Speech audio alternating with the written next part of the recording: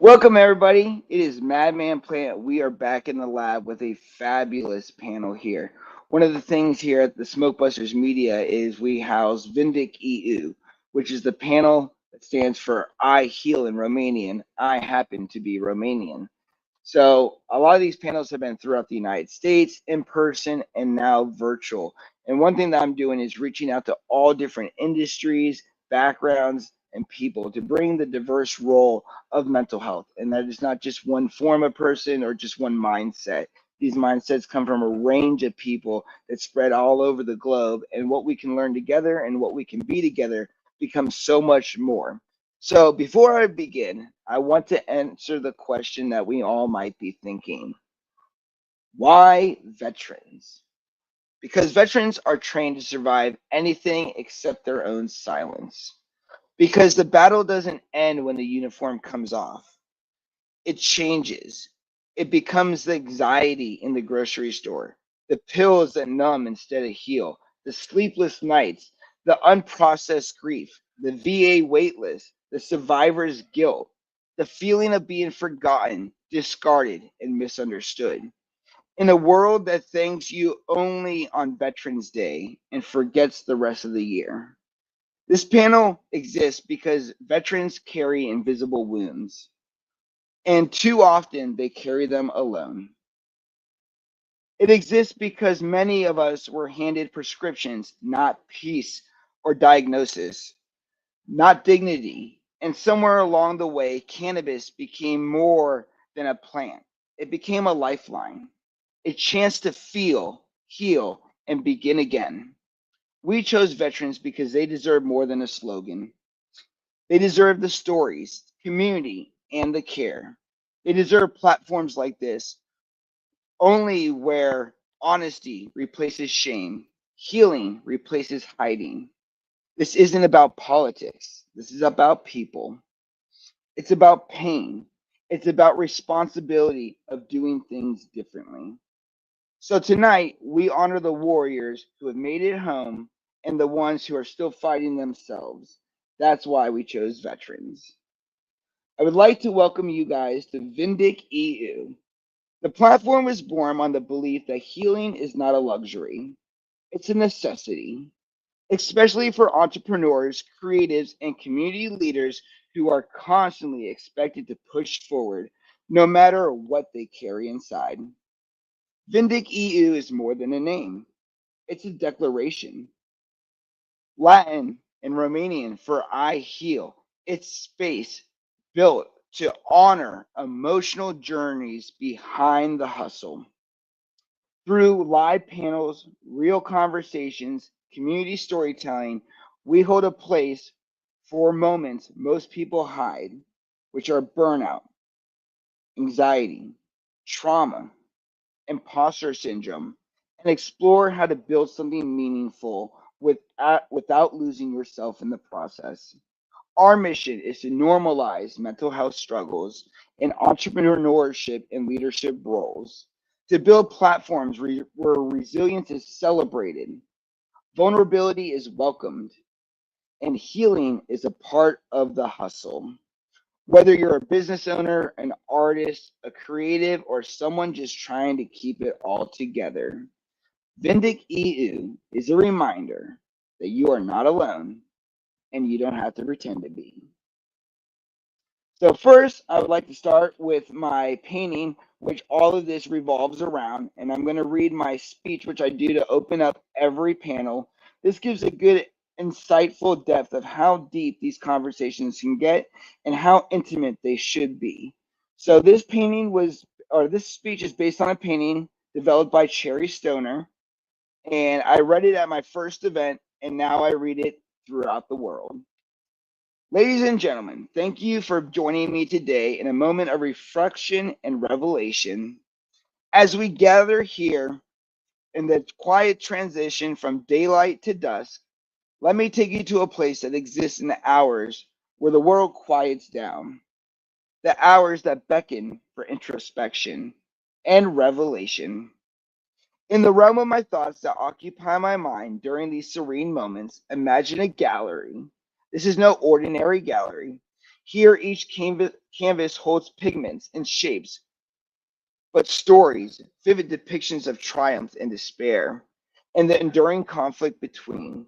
Among these artistic narrations is the one that frequently captures my attention, a compelling portrayal marked by stark contrast and intense emotions. This piece is not merely just artwork, it's a representation of a journey, a dialogue between the past and future selves. I call it breaking through. Envision, if you will, a scene divided by a glass window. On one side, a figure sits enveloped by shades of blue, deep hues that speak sadness, regret, and the inertia of the comfort found in the familiar. This side of the glass represents a world where time seems suspended. The air is thick. The weight has been the air is thick with the weight of what has been, decisions made, opportunities missed, and memories that haunt rather than heal. In a place where everything seems broken, dark, and stagnant, an echo of those times that we found ourselves dwelling too deeply on the past, forgetting the lore of the future. On the other side of this glass stands a figure amidst a burst of vibrant colors, embodying energy, life, and the urgent desire to move forward. This version of myself, animated, determined, is not merely observing, but actively challenging the barrier that separates the past from the future. With hands pressed against the glass, the figure strives to shatter the confines, with cracks slowly forming on the surface, a testament that to the struggle against the self-imposed limits of regret and fear. Central to this powerful scene is a clock, its hands set at 4:20. This is not just a time, but a symbol, a movement of peace and reflection in my own life. It reminds us that time, relentless and unforgiving, marches on. If we do not seize the present, we risk being trapped in the cycle of permanent regret, forever looking back rather than stepping forward. Ladies and gentlemen, this painting is a mirror of my own struggles and victories. It draws roots from the time filled with turmoil and confrontation, my own mortality, a near fatal car accident that shook the very foundation of my existence. Laying amid the wreckage, I was starkly reminded of life's fragility.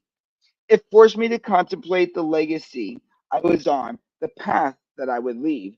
Would it merely be memories, or would it be something more profound?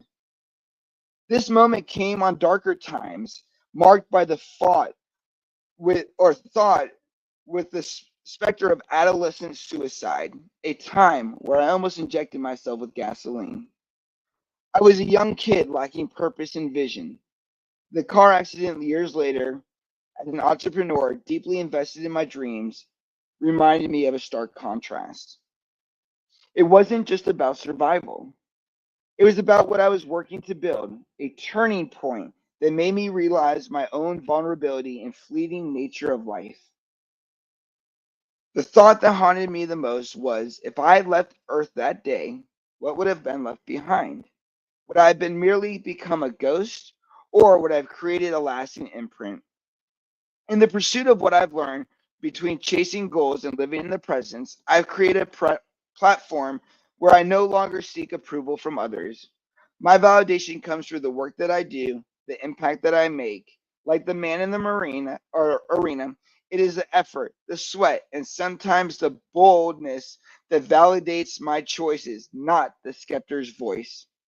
The dark through the light concept in my painting represents life's narrow path, the sudden burst of opportunities that seem to explode into existence, like vibrant colors illuminating a once dark canvas.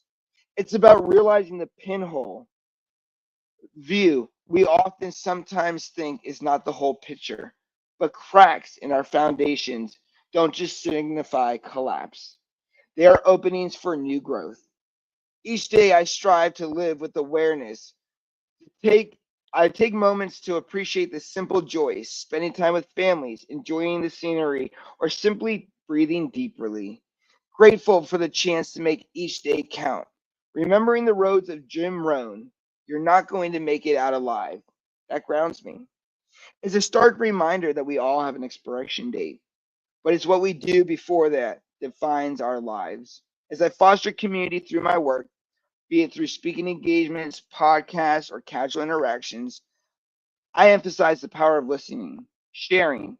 Real change comes from real interactions, from fully engaging with one another's stories and using those narratives to inspire, to motivate, and to heal. The measurement of my impact may not be immediate, but through continued effort, through my podcast, events, and personal interactions, I see change. It's the lives transformed, the community uplifted, and the legacy that will outlast our own voice. And so I invite you as I close to start making a change. It begins with a step, a decision, a commitment to no longer be a passive observer of your life. Make a plan, set a goal, create a vision board, do whatever you have to do to remind yourself daily of who you aspire to be. Ladies and gentlemen, let's inspire to push forward, to break the constraints, and to step into a life where every color is vivid, every moment is cherished, and every potential is realized. All right. Welcome to the Vindic EU Healing the Hustle podcast. I am your host, Madman Plant and Stephen Walter. So let's bring you into this. I'm Stephen Walter, and I created this panel because I know what it's like to build something while breaking inside. As a and an advocate, I've witnessed how mental health and trauma and the plant medicine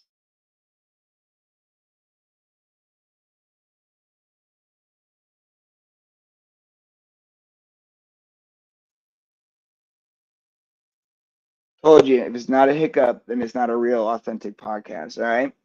I've witnessed how mental health and trauma and the plant intersect in profound ways, especially for veterans. Tonight is about truth, healing, and courage, and what it takes to show up.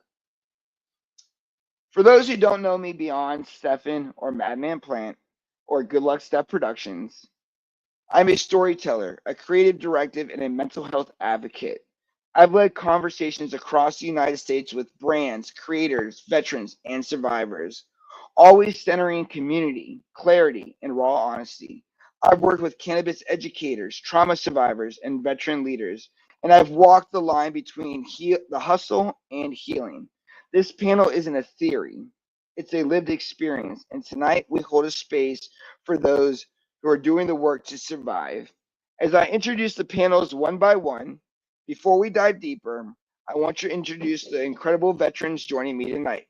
These panelists have served their country in every way, and then they had to fight to save themselves. They have faced darkness, addiction, trauma, loss, but also transformed purpose and hope.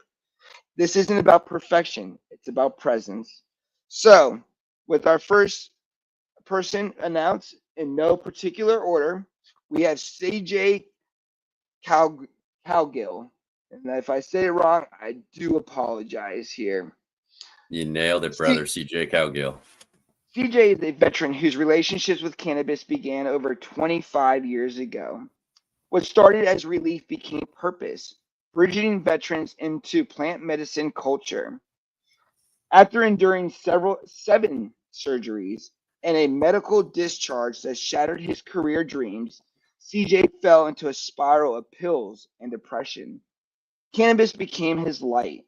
Today, he teaches mindful cannabis uses in homegrown classes, helping others understand the power of this plant to bring not just healing, but happiness and connection. Welcome aboard, CJ. Hey, thank you for having me. I'm excited to be here today. I'm very excited to have you as well. Our next guest is going to be Bobby West, also known as Uncle Stoner. Hey, how you doing? Good morning. Bobby Thank is you the for having living me. proof. Bobby is a living proof that cannabis saves lives. After spiraling into a meth and heroin and self-destruction while on a harmful VA prescriptions, he credits cannabis from pulling himself out from rock bottom.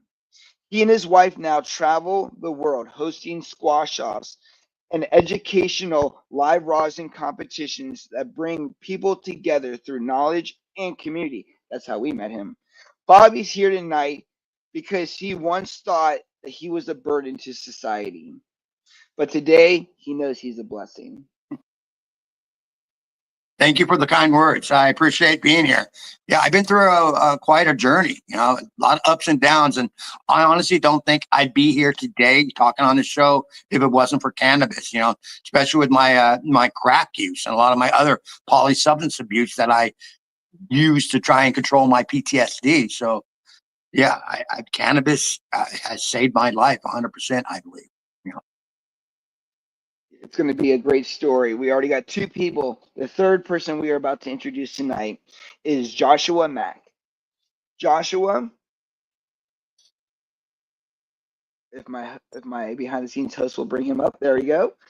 Joshua is a U.S. Marine Corps veteran who turned his own battle with mental health into advocacy. He hosts veteran podcasts and creates sandbox meetups for veterans and first responders to connect and heal. He opens honest and unfiltered conversations because he believes suicide prevention starts with a basic combo. Josh is here tonight to remind every vet in the room that you are not alone. Hey, brother, everyone watching, thank you for having me. Look forward to sharing my story and learning more. Well, I am very, very glad to have you. Our next one is LaTanya Warren. Hi. LaTanya is the founder of Armentia, correct, right? Yep, Armentia. A science-based cannabis education and lab testing company. A veteran herself, she turned cannabis after struggling with anxiety, sleeplessness, and over medication. Her journey from survivor to educator is fueled by a mission to ensure that veterans and their families have safe, stigma-free access to plant medicine. LaTanya is here because healing gave her purpose beyond service, and she is using it to change the game for others. Thank you. Thank you for having me, and thank you for those kind words. Thank you. You are awesome. Not last, but definitely not least, we got Tracy Kiley. Is that how I say it? Last one? It's Kyle. Very close. Kyle. Tracy served in the Air Force at Ramstein Air Force Base, where every fallen soldier passed through. After enduring severe panic disorder, heart complications, and systematic dismissal by the VA, Tracy found new life in cannabis. She now works in the Arizona industry, creating content and educating others about terpene and cannabinoids and holistic recovery. Tracy is here tonight because female veterans deserve to be heard, and healing is a right, not a reward. Thank you so much for having me. You are so welcome. As you guys can tell, this panel isn't about ego, it's about empathy. Let's get into it. So, I'm going to go over the quick ground rules and we're jumping headfirst right into everything, okay? So tonight isn't just about cannabis, it's about survival. So grab a joint, smoke one with us. We are here to talk about trauma, transition, addiction, and the truth behind veteran healing. This is your space. You don't have to be perfect to be here. And that's what I told everybody that I asked to be on the show. This is not about perfection, it's about permission. And that permission is the permission that you give you guys yourselves to be here tonight. You are here to be honest. These are the ground rules. All questions should stay in the specific time limit that you are given. I will tell you before you answer the question and repeat each question to each person how much time and the question. I will flash a pass the torch card right here that you will see come up on screen. This will go for 3 seconds. When you are talking and you see this screen, you have 15 seconds to wrap it up. Don't need to cut it off right then and there. Just think in your head, okay, I really got to wrap it up. It's the most polite way I can interrupt you without interrupting you. Group reactions are welcome, but keep them short and relevant. We want the chat to engage, and there is a time for Q&A where I will open up through Streamlink where you can come in and ask a question if you want to. And the last one is keep it honest and real, keep it respectful, and keep it about you and your story, which I know you guys will do perfect at. The first one is a 10-minute segment, 2 minutes per panelist, and I will get my clock here ready. I'm also going to take a quick minute, like everybody else should right now, and if you want to have something, roll something or have something so we can start this appropriately. I am right now smoking on my Tropicana cherry. Actually, you know what? Hold on, I gotta change that real quick. I can't do that. I gotta honor a veteran who couldn't make it here today, but he's a great friend. Instead of the Tropicana cherry, I'm going to smoke on the Tropical Trooper, which is a cross between Maui Wowie and Spent Brass by my good friend GI Genetics, who is an awesome breeder here in Virginia. Yeah. And he couldn't be on the panel today because he was one of the first people I asked, but he's awesome. So if you guys follow his account, we're going to smoke on some Tropical Trooper, bred by a trooper, smoked by a civilian. You know what I'm saying? So we'll get this on the table here. So what we're going to do is we're going to go in order just based off everybody is. So we'll go CJ, Uncle Stoner, Tracy, Latanya, and Josh. All right? So 2 minutes on the clock. We're going to start with CJ.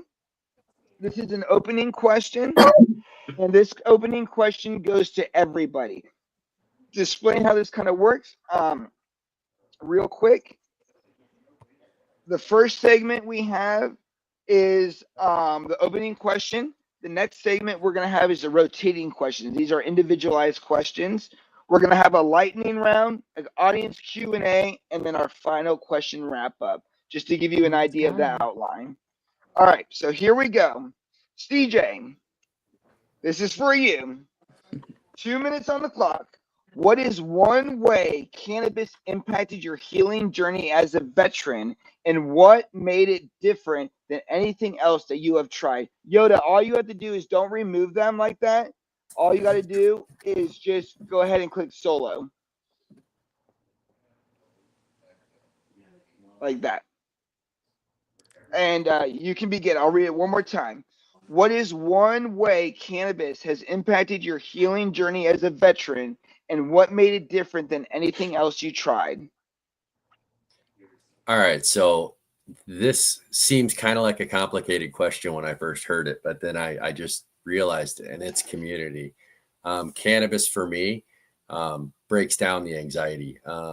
Cannabis allows me to come out of my shell and be better person, right? Because I'm more open and I'm more willing to talk. Otherwise, I'm kind of standoffish, and I'd rather just go sit in the corner and watch. So cannabis is open to community for me. And within that community, I found Balanced Veterans Network, and I've really been able to help other veterans, find their voice and then advocate for it. And it's healing me in a way that nothing else can, because cannabis gave me community back, and cannabis, like teaching people to grow and teaching people how to use the medicine, almost fills my cup more now than the actual medicine. The ability to advocate for it and support veterans in their journey and see somebody else come from some of the dark places that I was with addiction and isolating themselves and drinking a lot of alcohol, because that was really normalized in our service too. And I think cannabis kind of helps you get off of that very easily. The big thing is, though, it's the community. It's we kind of were talking about it before the show started, how when you get good herb, like you sit around with a group of people and share it, right? You don't go isolate yourself. And a lot of the prescription pills you're given really make you isolate and really make you, I think they put me in a worse headspace than they were supposed to. They didn't heal me. They didn't help me like move forward. They stuck me in a spot, and yeah, it might have taken the pain away, but it left me stuck at home and a bad parent too. So beyond community, like as a parent, I was a single father at that point in time in my life, and cannabis allowed me to be a better parent. Like, so my child would come say, when about 4 years old, I remember saying, you know, you're happier after you have your medicine, because I would step out in the garage and have my medicine and come back in and be able to just take a deep breath and relax and have some fun with my kid and have fun with community. And that's the power of cannabis to me. So I think I'm getting close to my 2-minute mark. I don't want to ramble on. I want to leave time for everybody. That's it, man. Community. That's the power of cannabis. You were actually just on the nail. So you did great. Let's see here. Hold on for a second. Bam. All right, cool. Now we have everybody back in order. All right. Bam, bam. Pause this. All right, Uncle Stoner. Now, what was the question? What does cannabis mean to me? I missed the question because I got logged off real quick again. So don't worry about it. I'm going to read it to everybody, so everybody doesn't have to remember questions. Just wanted to offer 30 seconds of response to CJ. Do you feel like isolation was almost more of a punishment than not being able to figure out the right answer for yourself? Yeah, I mean, the isolation is definitely more difficult than anything else. When you feel alone, it's really hard. And in the world, the way we're structured today in society, I mean, I want to keep this brief, but the way we're structured today, it isolates people. We're all behind screens all the time. And cannabis is that tool, and it has been that tool for as far back as we can find in mankind. They're finding remnants of cannabis among all different peoples throughout the world, and it brings us together. And that is the power of that. And that's what we need. And that's why most of us in this panel are all here building communities in one way, shape, or form. And it's because we know that's what we need to heal, and that's what cannabis has spoken us to do. Perfect. All right. All right, here, Mr. Uncle Stoner. What is one way that cannabis impacted your healing journey as a veteran, and what made it different than anything else you tried? Well, unfortunately, I tried a lot of things. Back in the day, they'd call me a polysubstance abuser because I was trying to put anything in there to take away the senses, the pain, the nightmares, the flashbacks that I was having. I was trying all kinds of drugs and finally, when I went back to my roots and started smoking cannabis, is when it finally. It didn't take it all away, but it helped out. It helps me manage my PTSD. It helps me manage my back pain. Instead of sitting there putting these substances in there where, you know, they give you a lot of medication at the VA, but the problem is these medications they give you have side effects, and then it causes more problems on top of more problems. With cannabis, you don't have them side effects except for munchies or stuff like that, or giggling too much, you know? So that's how cannabis has affected me and why I turned to it. I guess hopefully that answered that question. Well, you got 1 minute and 30 Oh, I got 1 minute. I can't see the timer there. No, because I turned to other things thinking that this would help take away the pain, help take away my thoughts, help take away the depression by doing crack, by smoking meth, or by pill popping. But none of those were the solution. It just made me go worse until I hit rock bottom and stuff and found myself in programs. And even the programs, unfortunately, they teach you that all things are bad, especially cannabis. So at first, when I started using cannabis, a lot of these programs, they did not understand. They considered it a drug. They considered it a bad drug. Nowadays, with everything that's changed and cannabis being more out there and more worldly, and people realize that, no, this is a medication. Yes, people can use it recreational, but no matter what, when you consume it, however way you can consume this plant, it is a medication, plain and simple. And that's the effects that it's had on me. I don't think I'd be here today if I wouldn't have sit there and turned to cannabis and started just smoking that. I'd still be probably smoking, you know, I don't rock or, you know, smoking meth out of tinfoil or something like that. It turned me away to all the other hard drugs that are out there and saved my life. And it's medication. That's, you know, that's where I'm at with this plant and everything. I know each person on this panel probably has different stories and stuff, but a lot of it probably be pretty close to mine, that this plant has changed their life in a positive way. The only negative way that this plant has changed someone's life is because if they're in a state that isn't legal or wasn't legal at that time, they were persecuted. Even with me in 1995, when I lived in California, me using it as medication, I was still persecuted for this plant, even it being illegal. And so a lot of times I would not grow it or smoke it, and I'd wind up turning and using other drugs to mask my problem. Instead of cannabis opening my eyes and helping me deal with my problems, all these other drugs I did just masked the problem. How's that? How much more time? Oh, no, you're doing great. You're doing great. And I love it all flowing. Quick follow-up question for you. Do you think that you were just looking for an escape and you would just choose anything that you found? Or was it something about cannabis that really grounded you? Well, at first it was. I was just looking for escape through all these drugs. I was trying to numb my mind, my body, my spirit, and it wound up doing worse things, especially with these hard drugs, coke and whatnot. But with cannabis, I found that it melded me out. It melded my body, my mind, and my spirit out. It helped me deal with the problems that I was dealing with without harming myself. Beautiful. Yeah. All right. Our next person here. Oh, Latanya, how'd you get in front of Tracy there? I don't know. All right, Tracy. All right. What is 2 minutes on the clock? Just so you're reminded. What is one way cannabis impacted your healing journey as a veteran, and what made the difference, or what made it different than anything else you tried? It's really hard to think of one way because it's literally positively impacted my entire life. It's changed everything for me. But if I had to take it down to one thing, I would say control. It gave me control back. I have an anxiety disorder, I have lupus, and I have a congenital heart defect that was corrected. So at one point, I was taking medications for my anxiety, medications for my OCD, medications for lupus, and then medications to sleep because the medications for all of those things caused insomnia.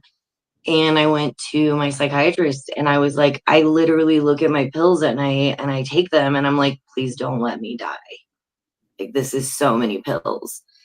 And so for me, it gave me control back. Like, it gave me control over how I'm medicating myself. I'm a big proponent of not using the plants over pills terminology, because I do feel like we do ourselves a disservice that way. I do still use Western medicine to treat my disease systemically. I use SSRIs, I use immunomodifying drugs, but all of my side effects are managed with cannabis. Not only that, but I was going to school doing my prerequisites for the nursing program when I got sick with lupus. So lupus kind of took away my goals. It took away my ability to provide for myself. And the VA wasn't giving that back.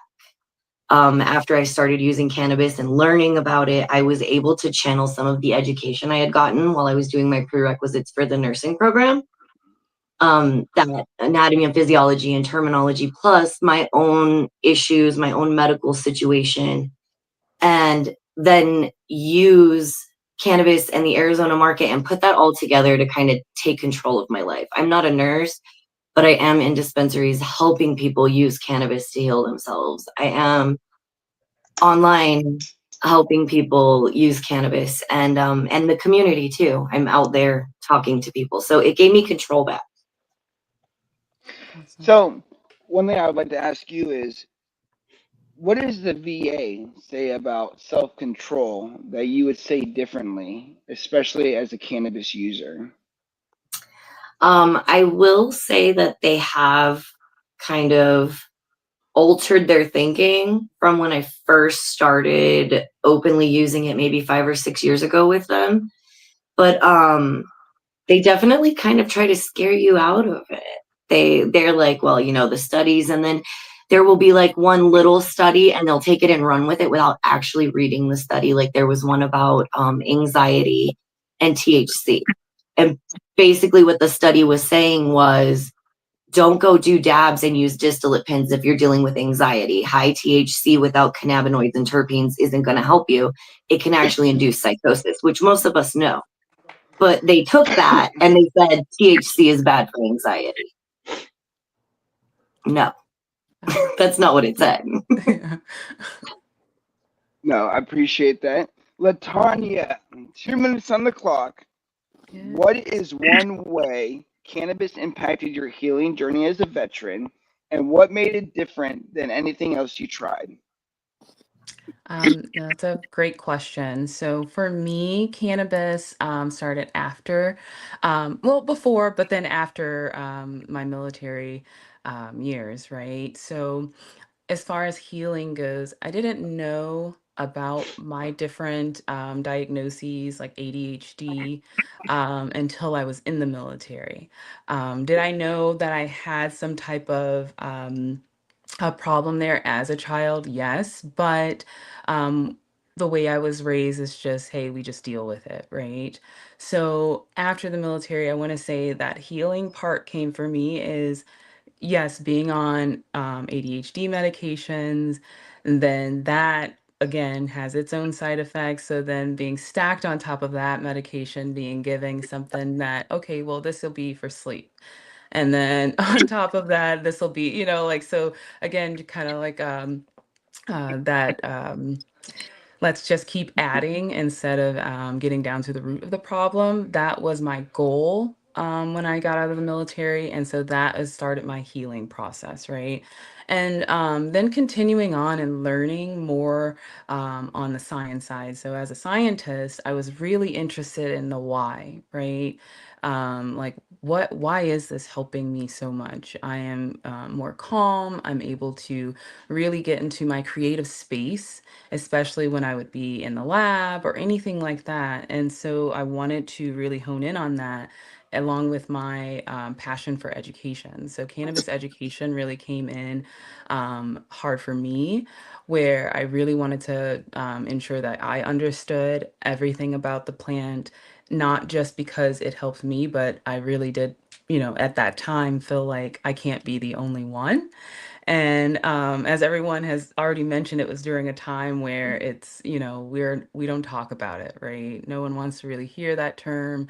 And then cannabis wasn't really the term yet. So it was a lot of good thing. And the last thing I'll say is peer-reviewed research. There are so many great things out there, but they keep they're dishing out the bad, but not putting out the benefits. So I'm really looking forward to continuously putting out peer-reviewed research that talks on the benefits. You I think talk I a made lot it. about, no, you're doing great. I really love that. Like everybody else, you're doing great. You mentioned healing. Oop, I gotta get me focused again. There we go. I go to the background and like, come on, I'm the main guy here. What's going on? You mentioned healing. What is something that the military doesn't understand about personal healing after you get out of service? Um, I think that with the military, they have so many people in and out, right? Like, but when it comes to your own personal healing, you really do have to discover yourself, right? I joined at 17, so the army shaped me, which was something I needed, don't get me wrong, but I really had to rediscover myself. And it's not, I don't know that, the military is, they're, like, hey, that's not our job. It's, kind of your job. And you have to really go through the motions of, all right, I have to figure this thing out. And yeah, the VA is the first go, but sometimes it is best to really look at yourself and figure out what's best for you and then work it from that angle. Lovely. Thank you very much. All right. Next up, we have Josh. Last but definitely not least. All right. 2 minutes on the clock. What is one way cannabis impacted your healing journey as a veteran, and what makes it different than anything else you tried? Yeah, so cannabis is definitely a gateway drug for me. In essence, it was a gateway to my healing. Where at first I used it to numb, but when I used it first recreationally, right, because I was trying to escape something, I recognized that what I was just crying about or upset about, I could now focus on, talk about, and laugh at while trying to work through it versus drinking my problems away, where I'd wake up with more regret, more remorse, more depression, XYZ. And by gateway, I mean it was a gateway into higher healing modalities such as psychedelics or microdosing mushrooms, where I feel like the true benefit has came to me. I'm actually currently 52 days completely sober now. Um, and Congratulations. I'm Thank you. I'm that way because I recognized that I was no longer using cannabis for its medicinal values and it no longer had the medicinal value to me, where something would piss me off and I would run to smoke, but I'd still be grumpy or angry or all the negative feelings. I would just be more numb. Uh, I don't even know how to properly word that right. I just would still feel the feelings. I just wouldn't express it as much. So I was like, what am I doing? So I chose to stop, take a break, so I could bring it back to the medicinal aspects. And I have nothing against cannabis. I really think cannabis is a beneficial tool for mental health and just coping mechanisms as well, whether it's for your physical pain or your mental pain. I just got to remind everyone to make sure you're using it medicinally and not recreationally, because at that point, if you're working on your healing and you're using it recreationally, it's no difference than you just drinking or taking any other substance. You got 37 seconds left. Ask me 2 questions. Okay. So you talked about gateway. Should healing be a journey or should it be a gateway? Healing is a journey, but you need a gateway to enter it because sometimes you're not always ready. Or even when you're not ready, if you find that gateway to get you there, it's what you need. Because the hardest part is showing up for yourself. So cannabis was my Yeah, gateway to do that. I love that. Mm-hmm. Beautiful answer. Yeah. Yeah. Gateway to healing. That was powerful because it does. It like when you started saying it, like gateway drug, I was like, "Oh man." But, you're thinking a different story, but then when you said, "Yes, it's a gateway drug to healing," I was like, "Wow, that was powerful." Thank you. No, We're gonna open it up. 100%. 'Cause back in the day when I Go did ahead. my drugs, it was to mask all the problems and everything I was feeling. Cannabis allows you to actually not mask it and actually deal with them feelings and Yes. cope with them and That handle them instead of putting them in a closet or blocking them with all them other drugs that are keeping all that in. Cannabis helps you bring it out, I think. You dude, I Absolutely. was, I gamer, was, what's going Yes. on? know. I feel like adding on to what Josh said, some people, instead of using it as a tool, it ends up becoming detrimental. You're using it to numb yourself and to hide instead of as a tool to cope. And there's a big difference there. And I completely agree with what Josh said there.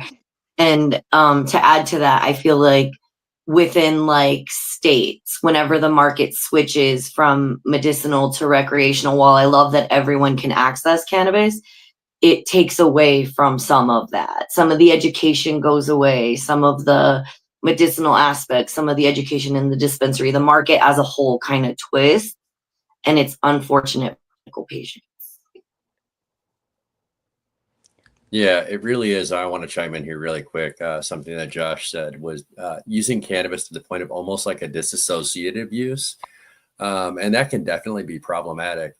And, when we're prescribed cannabis or recommended cannabis, there is no how to use it.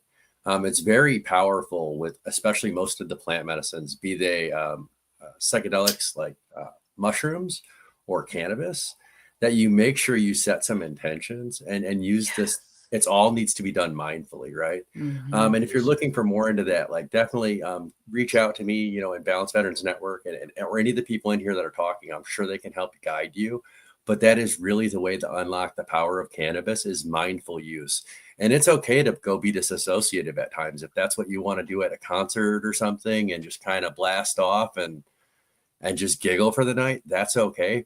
But to heal the problems, you really need to, especially the mental problems. Pain is different with cannabis, but to heal mental problems, you have to set the tone with it. You have to use it mindfully. You have to put the Yeah. intention forth and let the medicine unlock that. So there's a lot of power in these conversations we're going to sit down and have tonight. I really feel a good vibe in this group.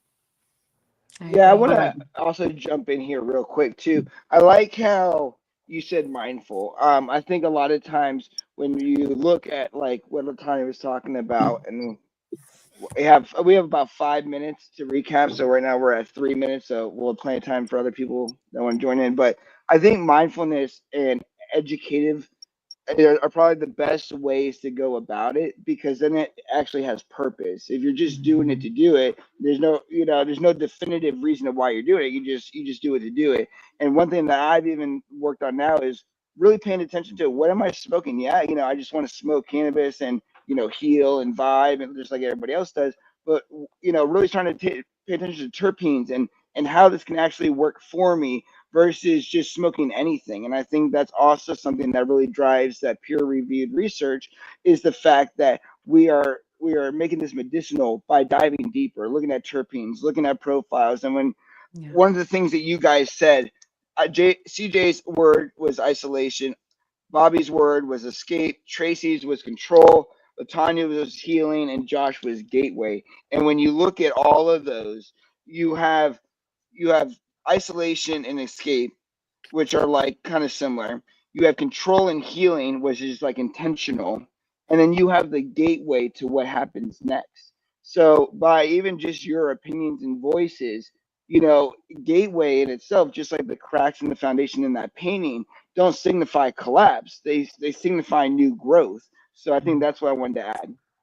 Yeah. Cannabis is the gateway from isolation and escaping to healing and controlling. I love that. Yes. Yeah. Yeah. Preach. Powerful. That was And then you got to good. go Yeah. back to exactly what CJ said, and you have to be Yeah. intentional with your usage. If you're You just absolutely like I do. was running outside because I wanted to be a better dad, but then your daughter's like, "Dad, you smoking again?" It's like, "Oh man, dude, I'm doing something wrong here." And then I wasn't even getting the same feelings. I wasn't able to be that fun parent even after I took my quote unquote medicine for the day, because especially having those Benjamins, man, that shit became, I have an addictive personality, so it could just be that, right? But having that Benjamin was so accessible and so easy, and it was like that hand to mouth motion that wasn't Hmm. Mm. food, Yeah. right? Yep. So, or Yeah. the It's an oral bottle, my little fixation. 12-ounce curls, Yeah. um, it made it too easy, and I lost my intention Mm. behind it. Yeah.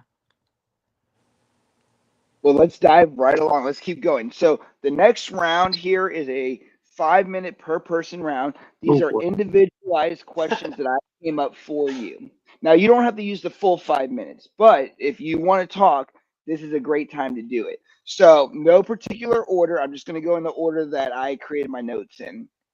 First person is CJ Cowgill. Let's get CJ on the screen here. And I'm going to put 5 minutes on the clock for you right here. Your question, and I'll start the timer, is you created a cannabis education courses just for veterans. What is one thing people misunderstand about how we use or connect with this plant? And why does mindful use? It's so funny. My question was about mindful use because you brought that up. Why does that matter? And I can read it again if you need me to.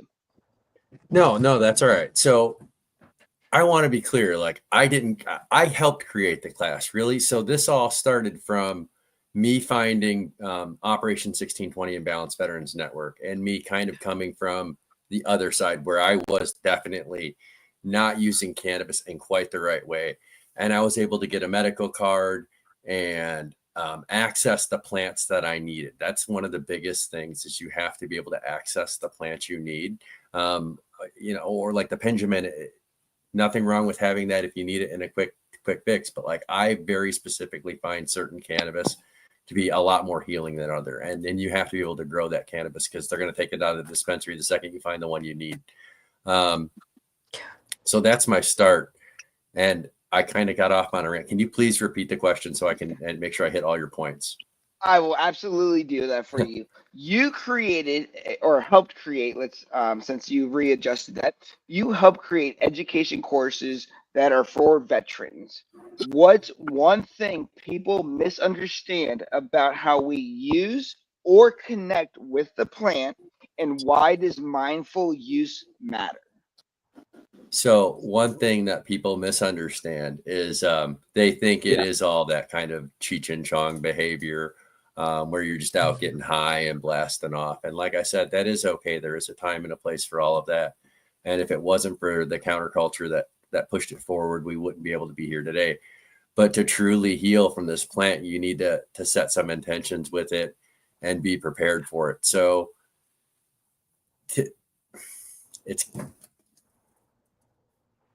how do I put it best?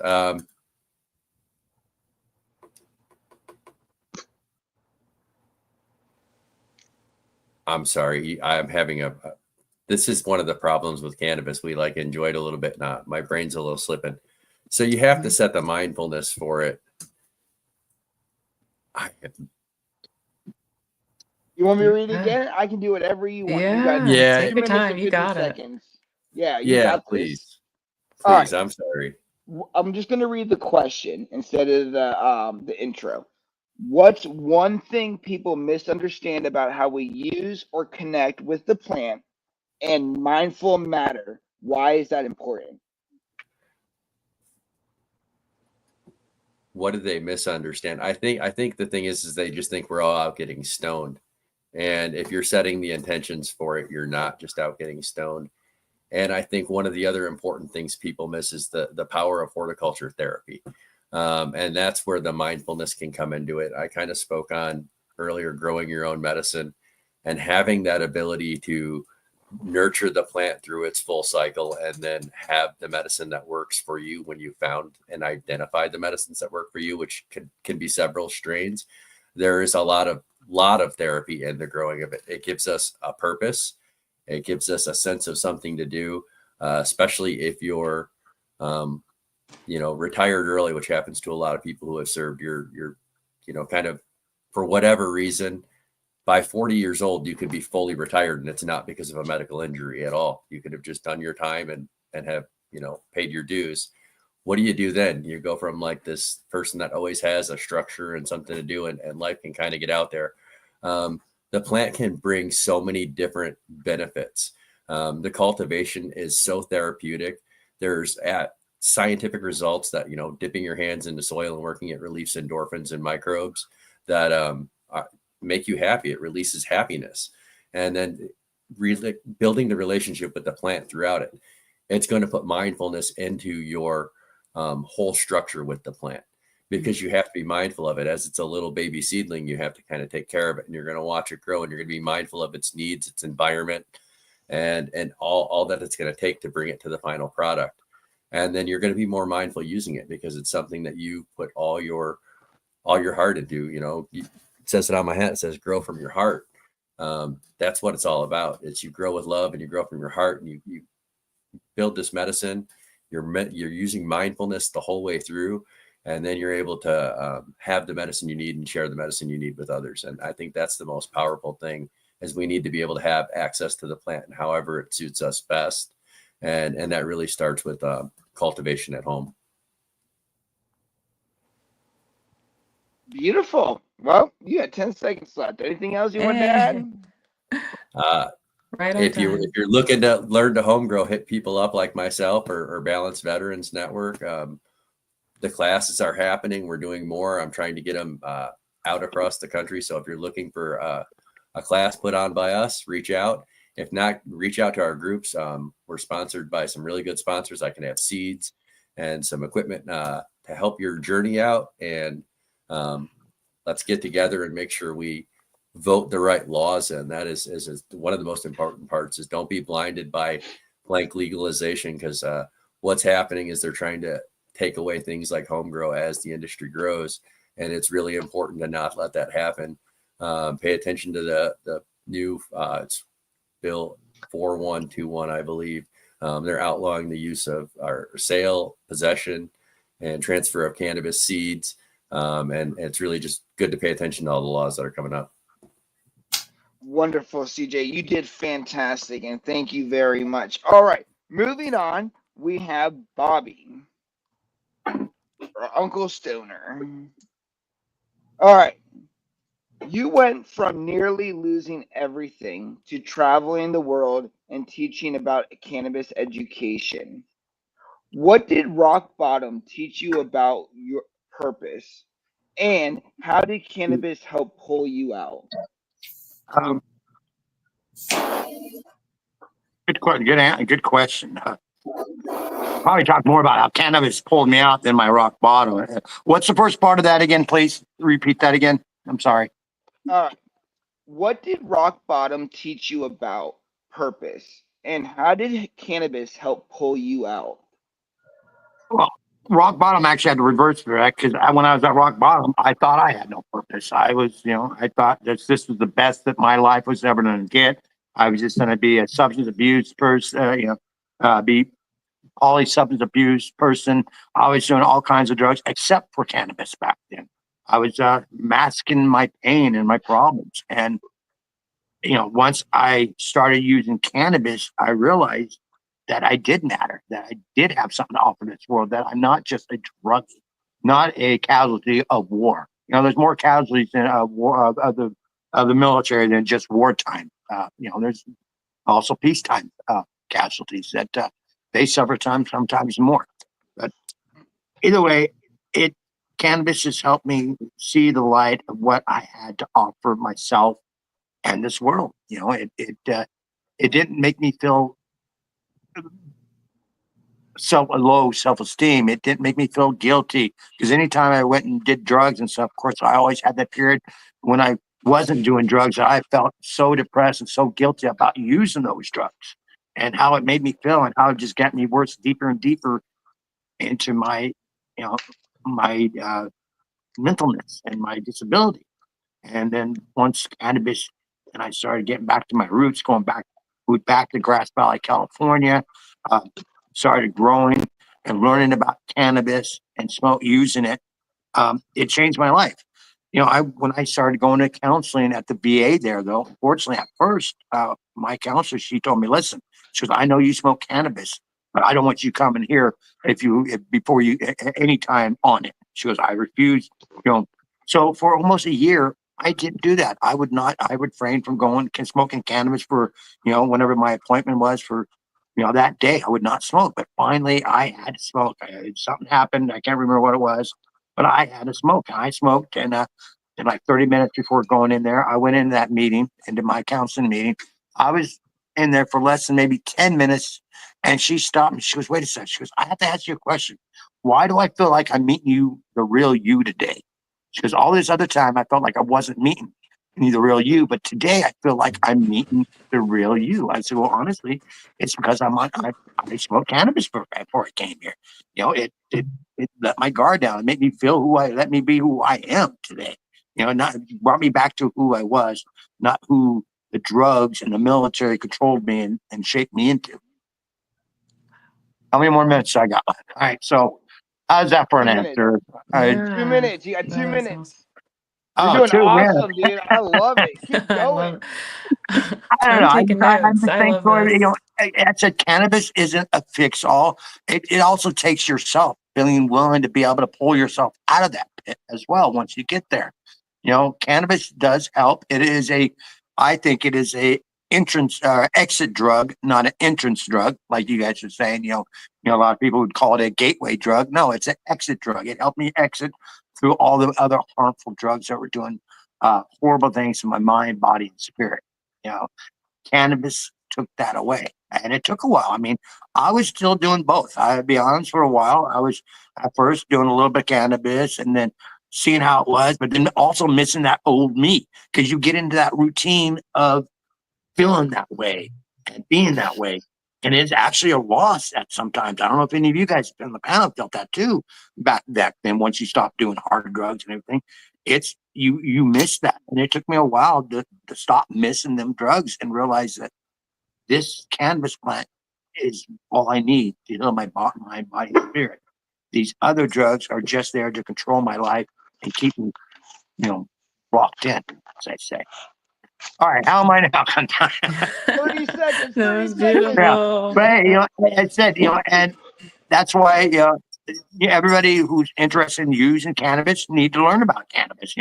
There's like we all talk about in this panel about different terpenes. Different terpenes open up different receptors in the body and stuff, and some people need those different terpenes to open up that receptor, that pain receptor, or that that some kind of receptor into the mind. That's what cannabis allows it to do. And hard drugs and stuff, they clog up the receptors and keeping receptors closed. And so that's one thing with cannabis is that it's opened up my receptors, my mind, my body, my spirit. It's allowed me to heal internally and outernally. Yeah. Wonderful. All right. Guys, you guys are all doing fantastic. I just want to tell you how awesome all of you guys are so far. All right, next up, we got Joshua Mack. You ready, sir? Yes, sir. Let's go. All right. You shared that the Marines both made you both the best and worst of yourself. How did cannabis help you unlearn survival mode and rebuild the man you wanted to be? Ooh, I know I made good questions. That's why I guess I made you guys fill out those forms. for sure. Um, honestly, cannabis helped me start, develop, and grow my podcast, which allowed me to grow out of my isolation, where I honestly started to just promote the podcast to at different cannabis events because I felt like either they were too high to judge me or we're all trying to escape something ourselves, so they'd be interested in what I'm talking about. So I feel like cannabis helped gain my confidence it while masking my insecurities. That's cool. I like that. Keep going. You got 4 minutes and 22 seconds. Dude, you don't have more questions for me? All right, let's see if I can get my rambling on. All right, so my You're rambling podcast, on. my mission is to combat veteran and first responder suicide, one story, one conversation at a time. Right, Arizona Organics out here in Glendale, Arizona, gave me my start to getting into the public eye, where I no longer was hiding behind Zoom with no video and just audio. I was out there standing in the lobby promoting. I would go to their events as the podcast, and then I even started to record the podcast in their lobby during work hours. So I was sitting on the couch in the front with my guests, asking them to have a vulnerable conversation with me as people are walking in and out of this dispensary. I started to host events where I was the face of everything at the dispensary. So 2 Veterans Days ago, I believe it was, I hosted my first cannabis and mental health event where I got 7 full-size turkeys donated to a nonprofit that went out and fed the homeless for Thanksgiving. I had cannabis and mental health vendors there with puff and paint so you can learn the mental health benefits. I don't know if this is more of a promotion for me or if I'm answering your question. So No, please, no, no, no. No, Try to that's stay. great. I'm Try to stay with sorry. the mindset. You're doing great, but try to stay with the mindset about unlearning survival mode and rebuilding the person you want to be. But you're doing absolutely great. So continue. But that is the question. yeah, so the Marine Corps made me the best version of me because I was confident. I was in the best shape of my life. I had pride and belonging. I had sense of pride in myself, pride and belonging, and all that. But it also amplified, right? I say as soon as you sign on that contract, on that dotted line, you become a contractual alcoholic. Whether you were an alcoholic before, you're definitely going to be one inside the military because that is the escape that we are allowed to have legally and causes the most problems. So I actually was on a 2.5 year sobriety that after the Marine Corps because I realized the more I drank, the more my demons came out, and I didn't like that. Um, so I ended up starting this podcast, and it made me break my sobriety because I felt like I couldn't talk to anybody unless I was drunk. Well, cannabis helped me negate that and curve whatever cravings I may have had for drinking to help me find my true self again. So I used cannabis as my resource tool, which helped me learn that I didn't need to be something that I wasn't to show up not only for myself, but for everyone else around me. I'm not good at this rambling, boss. You got another You're question doing for me? great. What are you talking about? This is I think wonderful. it's Like, keep going. You got yeah. 1 minute and 25 seconds. All right. So I got super hyper focused in cannabis. I felt like I was going to be one of the main ones leading the front in mental health, cannabis, and veteran advocacy. Uh, and I love everything that cannabis did for me. However, I felt like it started to get in my own way again. I got in my own way using cannabis, so I had to take the step back, as I've been saying, right? I was trying to introduce cannabis to everything when I realized I need to fight one battle at a time, and that's my mental health. And the cherry on top of Mm. everything I'm doing is I get to save myself, but I get to help whoever's listening, whether I know that I'm helping them or not. And I owe a lot of that to cannabis because it took me out of my shell. Although cannabis, yeah, I can definitely see how it can make you anxious and more paranoid to a degree, but that just means you're using it too recreational or you're using too high of a dosage. And you just not got to be intentional with your usage and find what works for you and what doesn't work for you. Yeah. You're doing great. You got 22 seconds left. Man, I also love how you're using the word cannabis because I feel like it's bringing a more professional stigma to it because Mm. marijuana and everything else you could use is already has that negative stigma. So now you're bringing like its government name of cannabis out, and it's helping people feel more comfortable and safer using it or talking about it as well. Well, I Great. appreciate that. Thank you. That's very nice of you. That means a lot. And just like you do with all your podcast work, and I really respect what you're doing. I respect what everybody's doing here in this room. And the thing is, I recognize is that you need a village. You need to get with people who have passion, who have abilities, and instead of being so afraid of competition, look at this as collaboration and what can we actually Mhm. build from this and where can we go? And then you do get the professional side. But if we're all fighting each other, we're fighting a community, we're fighting a stigma, we're fighting whatever goes on social media, where does the education really get pushed at that point? It's just noise. And what we don't need is noise, we need direction. And when we talk about isolation, escape, control, healing, and gateway, all things that you guys have said, where does that get created? So we have to be professional because one thing that I see is that you're not going to win your battle in the streets protesting and with a sign that says free the weed. Nobody gives a shit about that. We need to do what a lot of people are doing. We're teaming up with entities that talk to these bigger entities, that talk to government, that talk to everything else, and then feed them what Latanya was, refers to as peer review research and give our side of the story, the real side of the story, the healing side. And that's why I'm so appreciative of you guys being here today because we're creating that data. We're creating that professionalism, that understanding, that realism that this is real. We are real. This isn't just bullshit. It's not just because we want weed all the time. It's working. And when you talk about suicide prevention, addictions and opiates and all these other nasty things that people are winding up either having to do or do to themselves, it's tragic when you could turn to something like that does not have a black box warning, that does not have something that can just take your life instantly or cause other complications. And it's something that you can regulate. You can also grow it. Just I'm gonna go on and on, but I don't want to Yeah. keep going. That's why I keep my own timer in front of me. But we'll continue. But I love what you're saying. I really do. Moving on, Latanya, as both a scientist and a veteran, you walk the line between personal experience and data. What do you wish more veterans knew about cannabis safe use, and how does science shape your healing? No, that's a great question. So give me the first part again. I want to make sure that I answer it for correctly as well.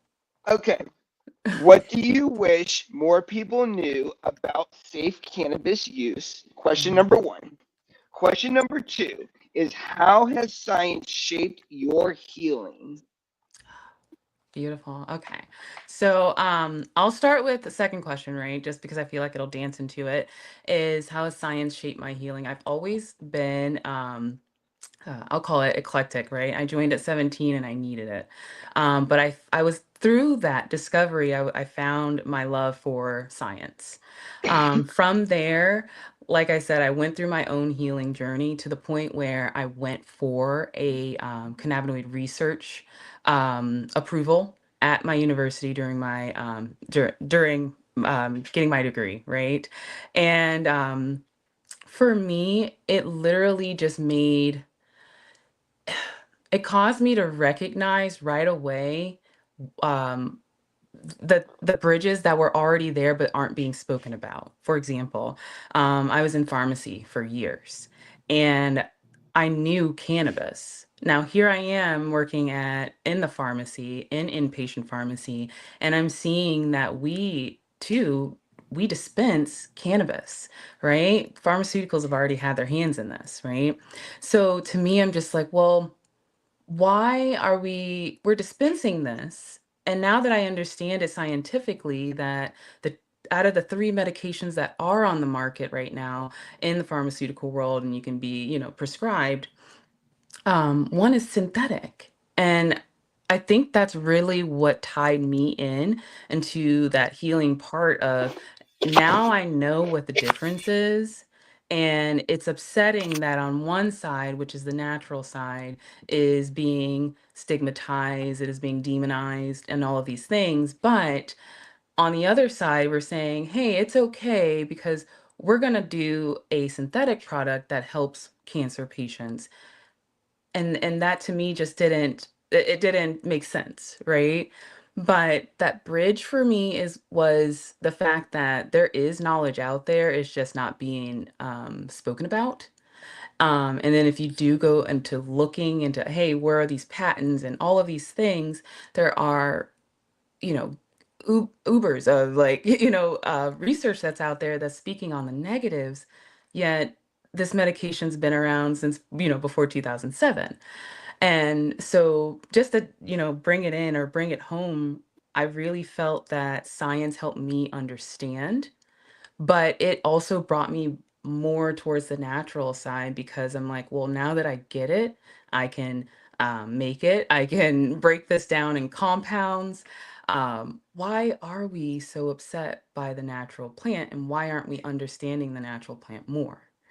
Um, Give me the first question one more time because I went to a little ramble.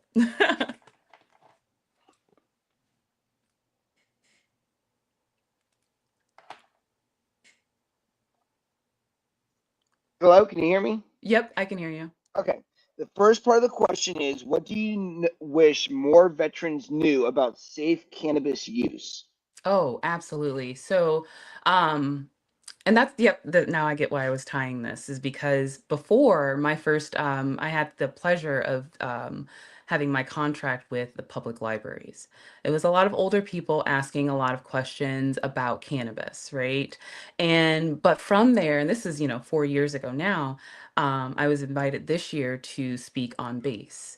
And that meant a lot to me, where I could really speak about Armentia and what it is that we're doing because there's interest there. Now, what I wish a lot of veterans knew, here's case number one, is that TRICARE. If you're using TRICARE, right, and you're going to your chiropractor, if they have a massage therapist on site and they're using a CBD product as the massage ointment, that's covered.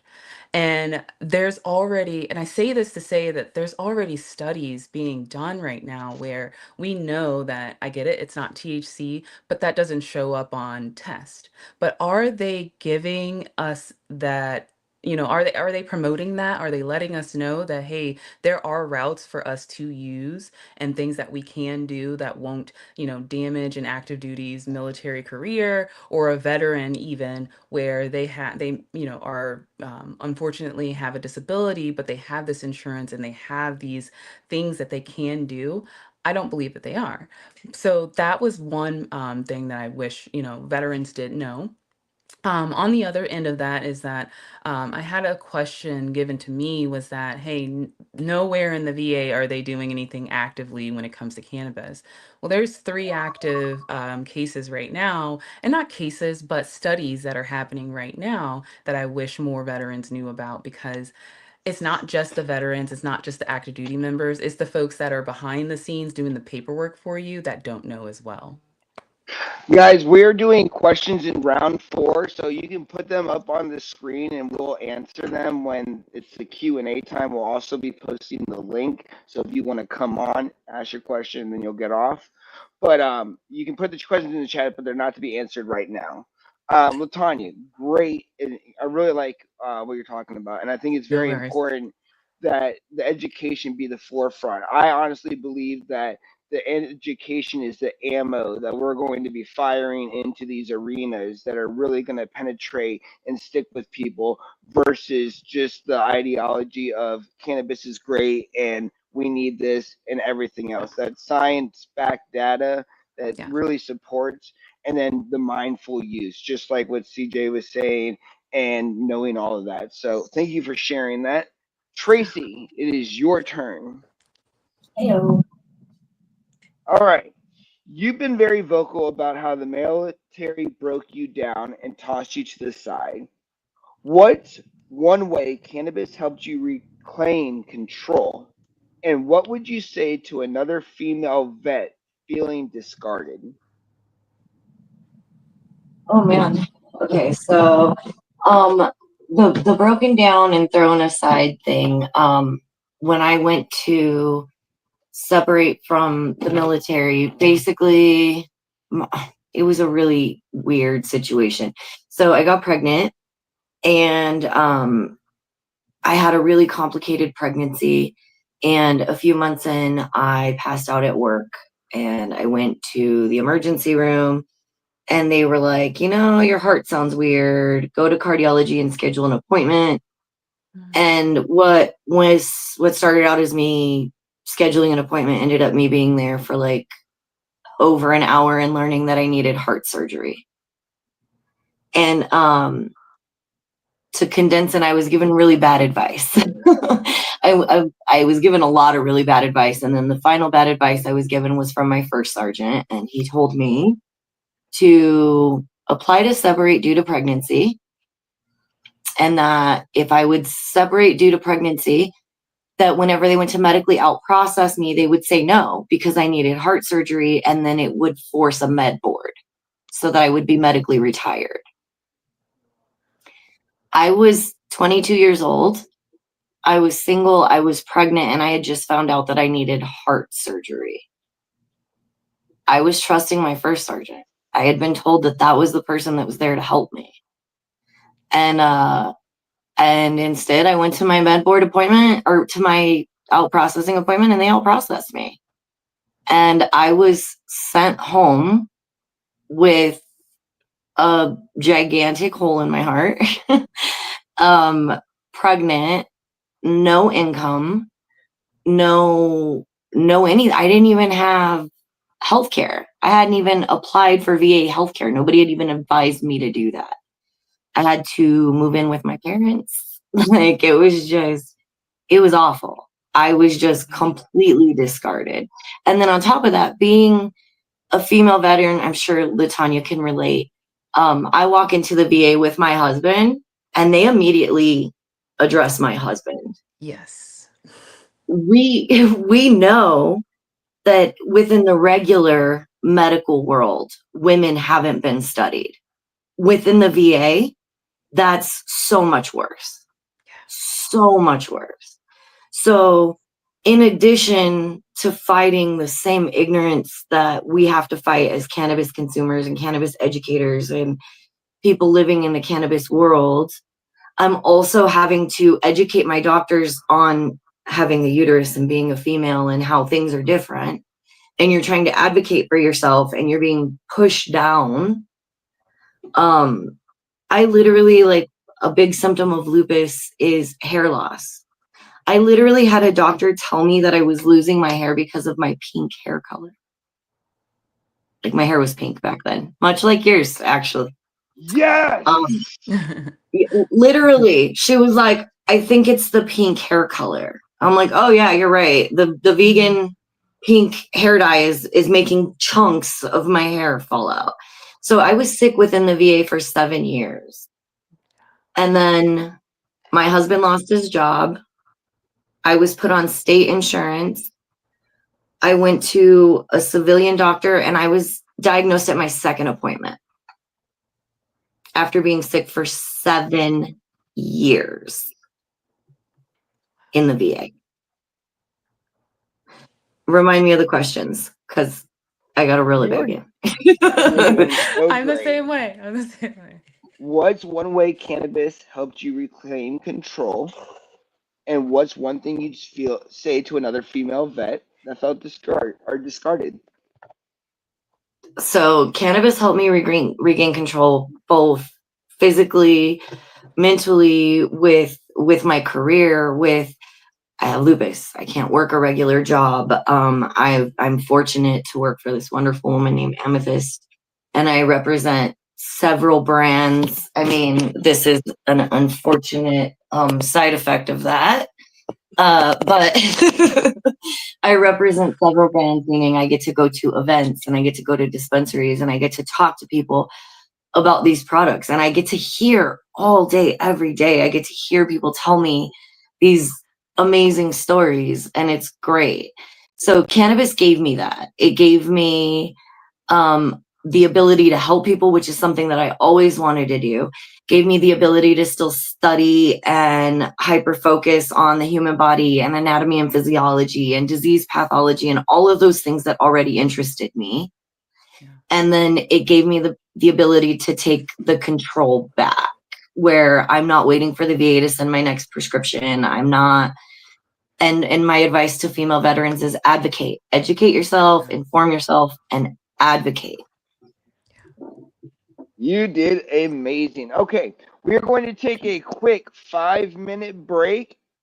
No, actually 4-minute break. This allows you to get up, stretch. We will go into round 3, which is our lightning round, which is pretty fun. This is a little bit more sped up to get us everything going. But feel free to take a quick break, and we will see you here in about 4 minutes.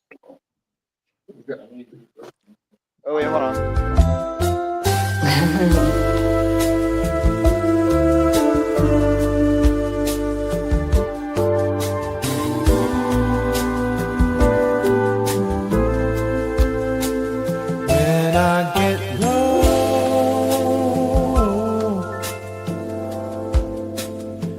Somewhere I like to go, out walking with my shadow, and my garden friend. Oh, Yahweh, I know you got me in hand, though I am tired.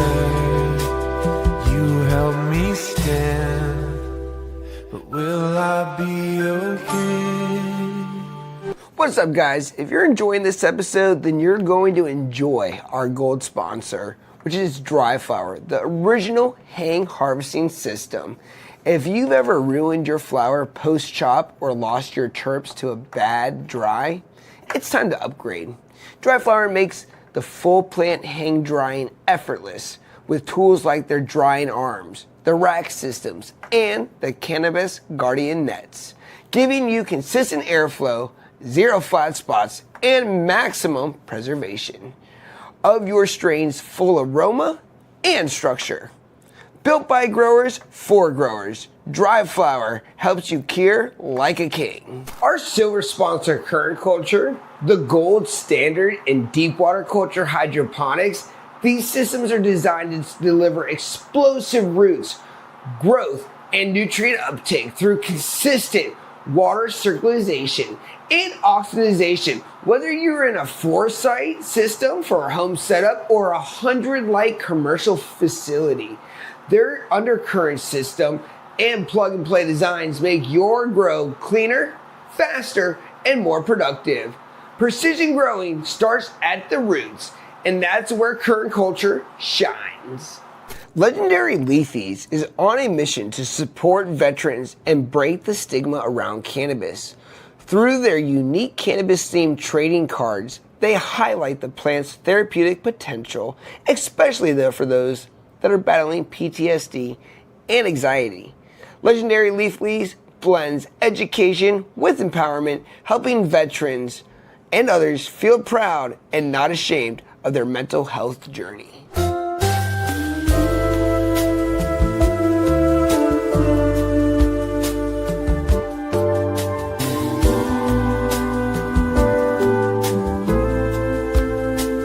When I get low,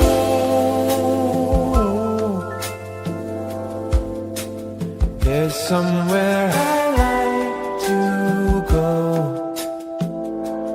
Out walking with my shadow and my garden friend. Oh, Yahweh, I know you got me in the hand. Though I am tired, you help me stand. But will I be okay?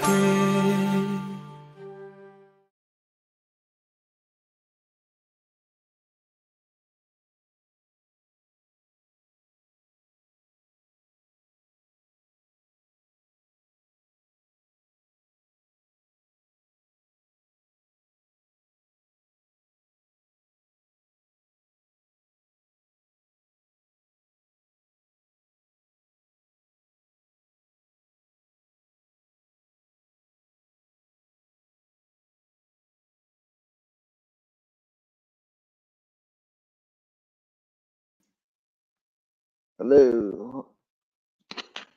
All right.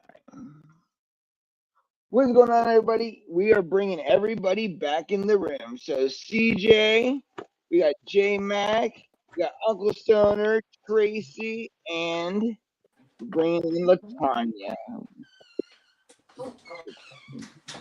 We'll figure out where Latanya went. She's somewhere. I'm here. Sorry. I was trying to get Yay! it kept going to a different screen. I was like, well, I still hear everyone, so I know I'm here. My No phone worries. overheated. I love Wait, it. I'm muted. Hmm? Oh, we're good? Everybody good? Yeah. All great. right. So now we are diving into Yeah, section right. number 3, which is called the lightning round. So each of you will receive the exact same question, and you have 1 minute, or actually 1 sentence to respond. So you will respond this as if you were going to send me a quick text message, okay? So it's going to be fun, and we're going to go through it. So starting with TJ, there's 5 questions you guys are each going to answer, and remember, you're responding like a text message. Number 1, we'll start with CJ first here. What's one lie about cannabis and veterans people need to stop believing?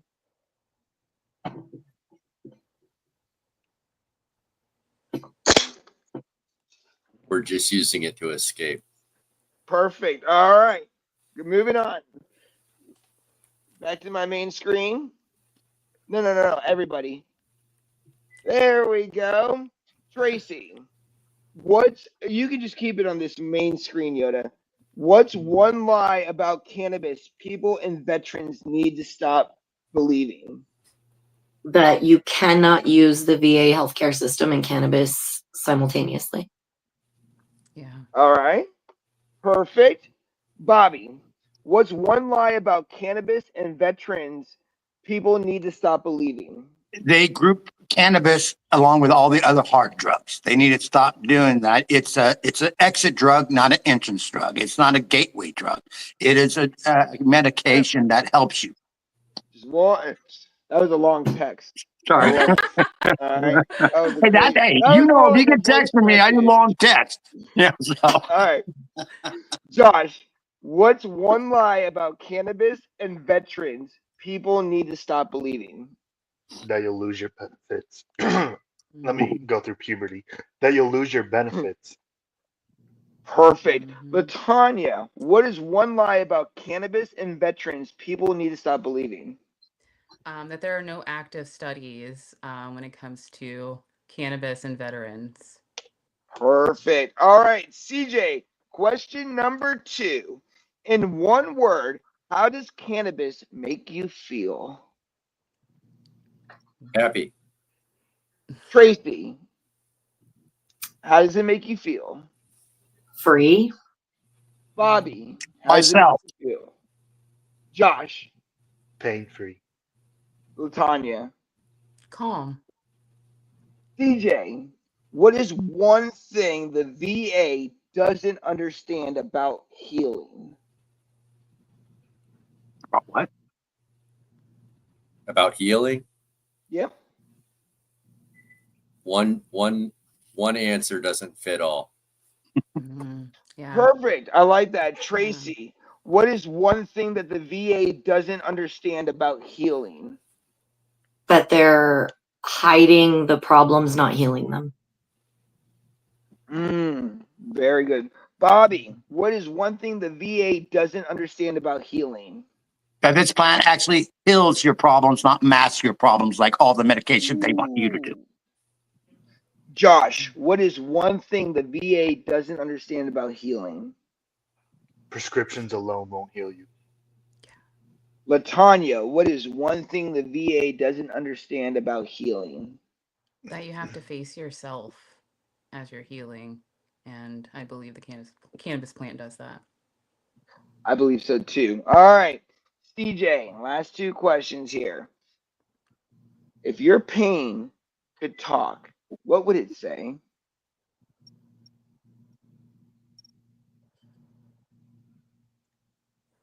Pain could talk. What would it say?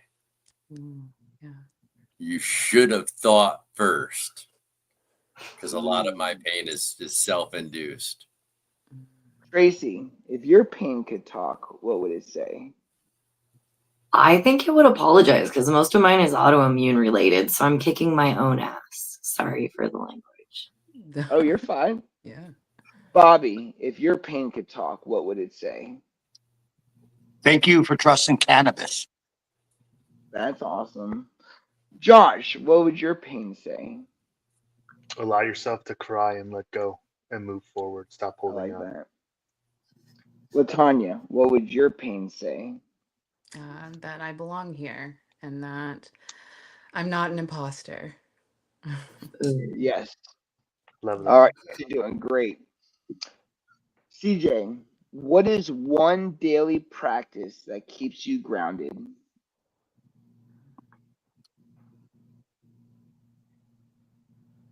For me, something that keeps me grounded is going out every morning with my dog. I mean, really, my best friend. It really just helps keep me focused. I guess it's like the dog and the family aspect is what really is most important to me. I like that. Tracy, what is one Connecting daily with. practice? Sorry. What? Oh, I can just say She it. I was don't have to ready. repeat She it. was You guys are all ready. good. Yeah. I fire away. remembered the question this time. That's a rarity, man. That's a rarity. I was gonna say connecting with my community, like my community virtually and in Arizona. My cannabis community is amazing. I love them. I love that. Bobby, what is one daily practice that keeps you grounded? I'd have to say the same thing with her. My community, my cannabis community, and my wife and my dog. Mm. Josh, what's one daily practice that keeps you grounded? Controlling my first and last thought of every day with a gratitude statement. Yeah. Woo, that's actually something I Wow. need to practice Wow. because sometimes I can be very Yeah. nasty to myself. Oh, Latanya, what is one daily practice that keeps you grounded? Finding routine again, but through education, it's just been, getting the work done. Yeah, doing the work, getting it done. Yeah. Yeah. Well, beautiful. All right, so now we are in round 4, which is a Q&A. And to keep this simple, what we're going to do is we have 10 minutes open on the clock. So let me put that on the clock. Bum, bum, bum, bum. And this is for audience, and I also have some questions too. So here's how it works.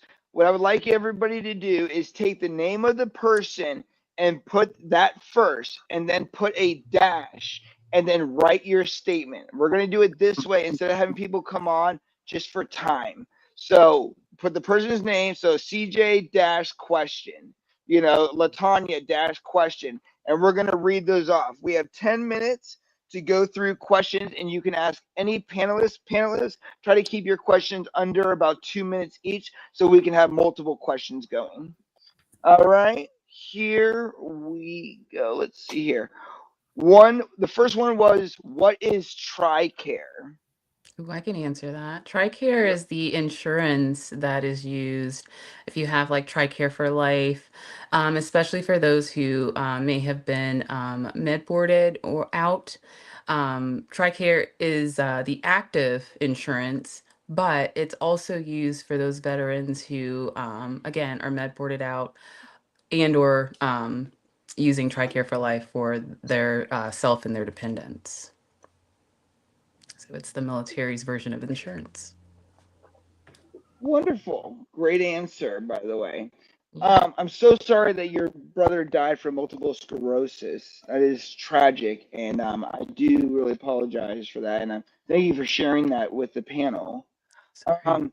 And let's see here. It says I can only use cannabis and psilocybin microdosing for urban PTSD. Can I say one last thing? I saw on Yes. on the board it said TRICARE, TRY. If there's any veterans out there looking, it's TRICARE. So if you're looking this up, or if maybe you haven't tapped in your own benefits, that's the proper spelling of that. Not that anyone's wrong. I just wanted to make sure everyone knew. All right. Well, does anybody have any questions? We got some people watching. If there's anything you want to know, go ahead. I will start with a question, actually, going back to each of you, and we'll try to do 1 minute responses until somebody else asks a question. CJ, isolation. What I talked about earlier, I talked about sometimes it can be a gift and a curse being alone. Sometimes you want to be alone, so other times you don't want to be alone. What would you say that once you conquer isolation, how does that improve your life as a veteran? It allows you to be free, get back out, get back into routines, get back out into public and feel comfortable in yourself and feel confident in yourself. That was something that the military gave me was, I think Josh mentioned it was like the best version of me. I was confident. I could go anywhere. Like head was high. I knew I had my guys. They had my six. It was different. And that's something that gets given back to me, coming out of isolation and really, again, I'm going to say it's come back to the community, because that's how I'm able to go out and do events like NCF where I met you. I knew that like the team was there. I wasn't isolated. I wasn't alone. So I was able to be in those spots. And that's why I want to help create spots like that with the veterans lounges and stuff like we had set up at National Cannabis Festival. It's very important to be able to feel safe and comfortable and not isolate. We have a question coming in from our bronze sponsor, Legendary Leafies. CJ, with doing puff and paints, do you feel like it's a part of the healing through art? Absolutely. Events like puff and paints or anything where you sit down and you mindfully use the plant medicine to create or express yourself, especially with art. Even if you're not an artist, I highly recommend you doing one of these. I was at one, and I can barely paint a stick figure and you see what it is, but it's about the expression. It lets you express yourself in kind of a different, unique way. And that's really the power of cannabis, opening you up. Yeah. Perfect. Okay. Now, Uncle Stoner, you talked about escape. A lot of people sometimes in very dark stages think of suicide as escape. When did you start to learn that escape was about being reborn and living in a different way? Well, once I stopped doing all the hard drugs and isolated myself, because that's one thing I learned about when I used all these other drugs. I always did it by myself. I always isolated myself, made myself more depressed, made myself more self into my own thoughts, my own self enemy, into my PTSD. And once I started using cannabis is when I realized that no, I need to start going out there talking to other people, talking to other veterans that have the same problems I do, or and just explore how this cannabis plant has helped me in this world. How's that? I really love that insight. Mhm. Tracy, control is something you mention a lot, especially with the situation of going to the hospital, not only or the VA, not only for your needs, but having to advocate and address people because you were in the Marine Corps and they turned to your husband. What does control mean to you, and how do you define it today versus then? I need to correct you real quick and say Air Force so Josh doesn't. So sorry, Air Force. Josh is I over want there like, to what? You just called that Air Force girl a Marine Corps girl? He could probably get away with me saying the Navy because the Navy is part of the Marine Corps, but barely get away with it saying the Yeah, that was Navy. a hard. That's a hard. But yeah, Air No. Force and Marine. Oh no. Civilian, hello, not military. Oh, I'm so sorry. Wait, can you say it one more time? Planes, right? So you guys are all like, no, I'm just kidding. What was it? It's a fun little thing battling back and forth. I feel like between the branches, it's Brother definitely sisterhood. Absolutely. Yeah, but nobody else can. Yeah. Exactly. Sorry to derail. Sorry, go ahead. No, you're good. You're good. Can you repeat the question one more time? Okay. One of the things that you talk about is control, right? Being able to control things around you, yourself, your emotions, everything like that. Being that you're also advocating for yourself, for what you did in the military and then also the VA, how do you define control when you were in the military and you saw that kind of like the worst part of yourself, rebuilding yourself? What does that look like? What is control today for you? Like if you could define it. I think it would be like making your own choices is probably the biggest thing. One of the big things for me whenever I was in the military, and I think in my answer to you is, I feel like the military as an organization, it's damaging to the typical psyche. It's hard because you develop brotherhoods with these people, sisterhoods with these people, and they're leaving. If they schedule you a doctor's appointment and you don't go, you can literally go to jail. Like, like you have no control of your life. And some people, I do feel like a small portion of the population take comfort in that. But for a lot of people, that does something to you, not having control. You have to kind of learn to totally let go and just almost not give a shit, just shut up and color. And then when you get out, all of a sudden you're responsible for everything again. And you're like, wait, what do you mean? Yeah. I have to think about what I'm doing. What do you mean this person is going to be here forever? So I'm not consciously detaching as I'm becoming incredibly attached. What do you mean? It's just getting your choices back and learning how to make those choices. Wise. Make good choices. So in a way, it almost kind of reminds me of like an institutionalization like mindset where like 100%. overprotective parents would be a great example. The parents do everything for the child. So like I was one of those people where I had very great parents who took care of everything. When it came to living on my own, it actually took me a while to adjust, and I did not do well with it in the beginning because I didn't know what to do. You know what I mean? They took care of everything. Now I'm supposed to take care of everything. So, I can definitely see how some of that is you expect things to just 100%. be like forever, and then it's also, my phone's overheating again. Oh my gosh, Arizona problem. Oh no. No. Well, we're getting towards the end. I'm not done yet, but all right, keep moving this. I got a question for Latanya and Josh, and then we'll wrap it up to the next segment here. Latanya, you talk about healing. I think that is probably the most profound thing for you, especially with Armentia, being a scientist, working with universities, being in the forefront as a woman, especially as a veteran, right? What is healing to you today versus what you thought true healing was when you were at your lowest point? Oh, that's a powerful question. Healing for me today, again, is just I know that I belong here, but I'm saying that to say that it took me a long time to even be able to say this out loud, to the point where if you go through the steps, I had to say it to myself in the mirror. You know what I mean? So these are like that healing journey was so important. And then on the science side of the world, it's so easy to, wave a scientist off as quirky or they don't understand.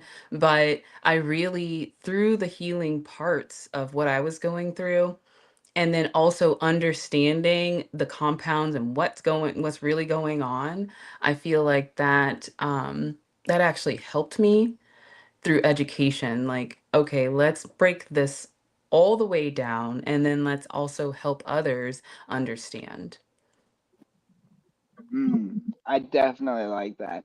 Yeah. The inclusiveness of other people, I think, Yeah. like what we've been talking about all night, is the missing piece. We just expect people to either understand or the contrary. We expect them to not understand anything. You know what I mean? And I think it's a battle of you don't know what you don't know. And I Hmm. think that's a gift and a curse when it comes to navigating situations. Would you agree? I absolutely agree. I really do.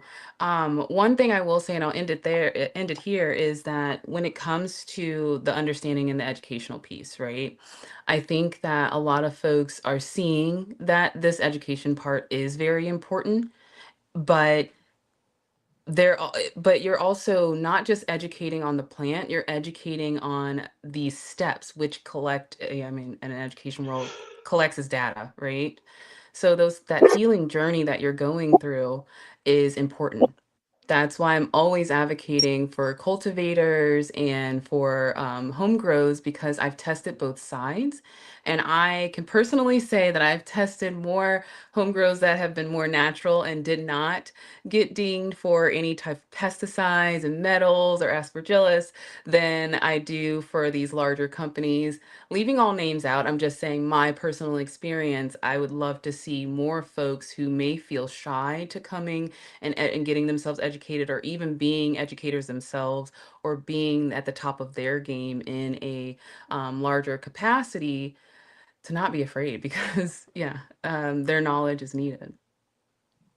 Beautiful. Absolutely beautiful. All right, Josh, here we go. We've talked a lot tonight about gateway. When you first heard of gateway as a term for drug use, or maybe let's say a gateway to a bad path, how has being a podcaster, an activist, and then somebody that's actively healing adjusted that narrative where we can promote gateway as a positive way out, not just a gateway in? You just got to use it as an attention grabber, right? Like you use gateway and everybody's hooked, or like talking on here. I intentionally came out here with the intent of saying gateway. Cannabis is a gateway, right? Because for the longest time, it was instilled as a negative where it was going to lead you to shooting crack or any other substance that was unhealthy for you, right? So it starts with each and every one of us of changing the narrative and the way that we talk about things. Just because gateway has a negative stigma doesn't mean it can't be a blessing in disguise, right? Because it was a gateway for me. It was absolutely, I would never have approached the psychedelic realm for the mental health aspects of it if I never was Mm. okay with plant medicine, as in cannabis. Yeah, absolutely. Fantastic answer. All right, now we are moving on to segment number 5, which is final reflections. This is a 2 minute per speaker question. And I'm going to give you the prompt. And again, we're just going to go through how it's set up here. So we'll start with CJ first. 2 minutes on the clock here. What is one thing you want any veteran struggling right now to remember? 2 minutes on the clock. The most important thing for veterans struggling out there to remember is whether or not you deployed or you didn't, you went out behind the fence, or you whatever, doesn't matter. There's a lot of resources available for you, from Balanced Veterans Network to the traditional VSOs to podcasters like JMac. There's a lot of tools, and in the world we live in, the tools are really easy to connect with the resources you have. Something as simple as your phone, you're able to connect with these resources. Lean into the community. As I said in the beginning, cannabis for me, really, the community led me out of isolation. Please find the community that fits you. There is a lot of roads to heal, and we can only find the way these medicines work if we work together. Don't be shy at your VA. We have to speak out. As LaTanya said, peer support, our data is what's going to change things. And I'm going to tell you right now, as I've gotten farther into the advocacy side and working on this, we'll probably see psychedelics legal first because there's more data and they're moving it forward. And because the VA is backing a lot of this type of psychedelic support, we need to get in their ears about cannabis support, because if we can move the VA forward as veterans, it will unlock cannabis for the rest of the world. The VA healthcare system is a crucial link to not just veterans, but everybody. And for veterans in particular, it is the only place where a lot of veterans can go and actually talk about all the things they were exposed to and saw and where they were. So use the resources that are here. I know the VA healthcare isn't the best. We've heard some really bad stories on it too. There's a lot of good people trying their best at these facilities. Most importantly, though, again, I'm going to say find the community that fits. All of us have some kind of community. We should all network together and make sure we bring this forward when it comes to the advocacy side, to make sure we all have access to this medicine, paying attention to what laws are coming forward and working together as a team in a coalition. Beautiful, beautiful answer. You know, it's like making great food. Mwah, coming right out of you. All right, Tracy, what is one thing you want any veteran struggling right now to remember? First of all, you're not alone. And second of all, you have choices. Educate yourself, advocate, reach out, explore alternative therapies. Take control. Something that I have not talked about, I can't believe I haven't talked about, is art. Again, have lupus. Sometimes I'm stuck in bed. I felt very out of control with that. So I learned to crochet. Gave me a side hustle, gave me an income, gave me a little bit more comfort when I'm stuck in a chair. At least I'm doing something. I wasn't able to become a nurse like I wanted because I can't do clinicals because of my treatments and my body. So I took control by getting involved in the cannabis community and working with natural medicine, still educating myself, still advocating, still being informed, and still helping people, but just in my own way that I'm able. Getting involved in the community, voting, like other people have said. It's really about just taking control of your life. Got 46 seconds. Oh What my else? goodness. I feel like I've been rambling forever. I love So, I think that it's important, the community aspect of it, that the advocating, the educating yourself, follow other people. I'm definitely, like, I'm following LaTanya. I'm so glad that I met her here. I met Josh a couple of years ago. I'm surprised he has not given me any shit about the fact that I have canceled on him 3 million times. I live really far away and I've tried to get on his podcast and it just has not worked out yet. Getting involved in your, I'm losing track of myself because there's so much time. I feel like I've been doing good because it's time. You made it. Oh, there we go. You made it. Yeah. Yay. Bobby. Yes. What is one thing you want any veteran struggling right now to remember? It's not rock bottom. You think you may be at rock bottom. There's always hope. You know, try it. There's always a way to get yourself out of the bottom. You know, you're better than that. You know, you survived the military, survived the VA. You know, you just need to survive life. You know, cannabis isn't for everyone, but for me, it definitely is, and it definitely got me out of where I needed to be, and you know, that which was rock bottom. You know, at the point where I didn't think I had anything to offer this world, society, or anything, and now, you know, as I said, I was there by myself, squatting, doing crack, all that stuff. I mean, if you look back some of the stuff I did back in the day, You'd be like, wait, now this guy's doing this. I travel the world now. I created a live interactive educational cannabis competition called Squash Off, where people that are new into using cannabis get to come and learn about cannabinoids and rosin and all the different terpene profiles and all that. And it's just that you have to remind yourself you're better than your rock bottom, plain and simple. Don't let the rock bottom keep doing that.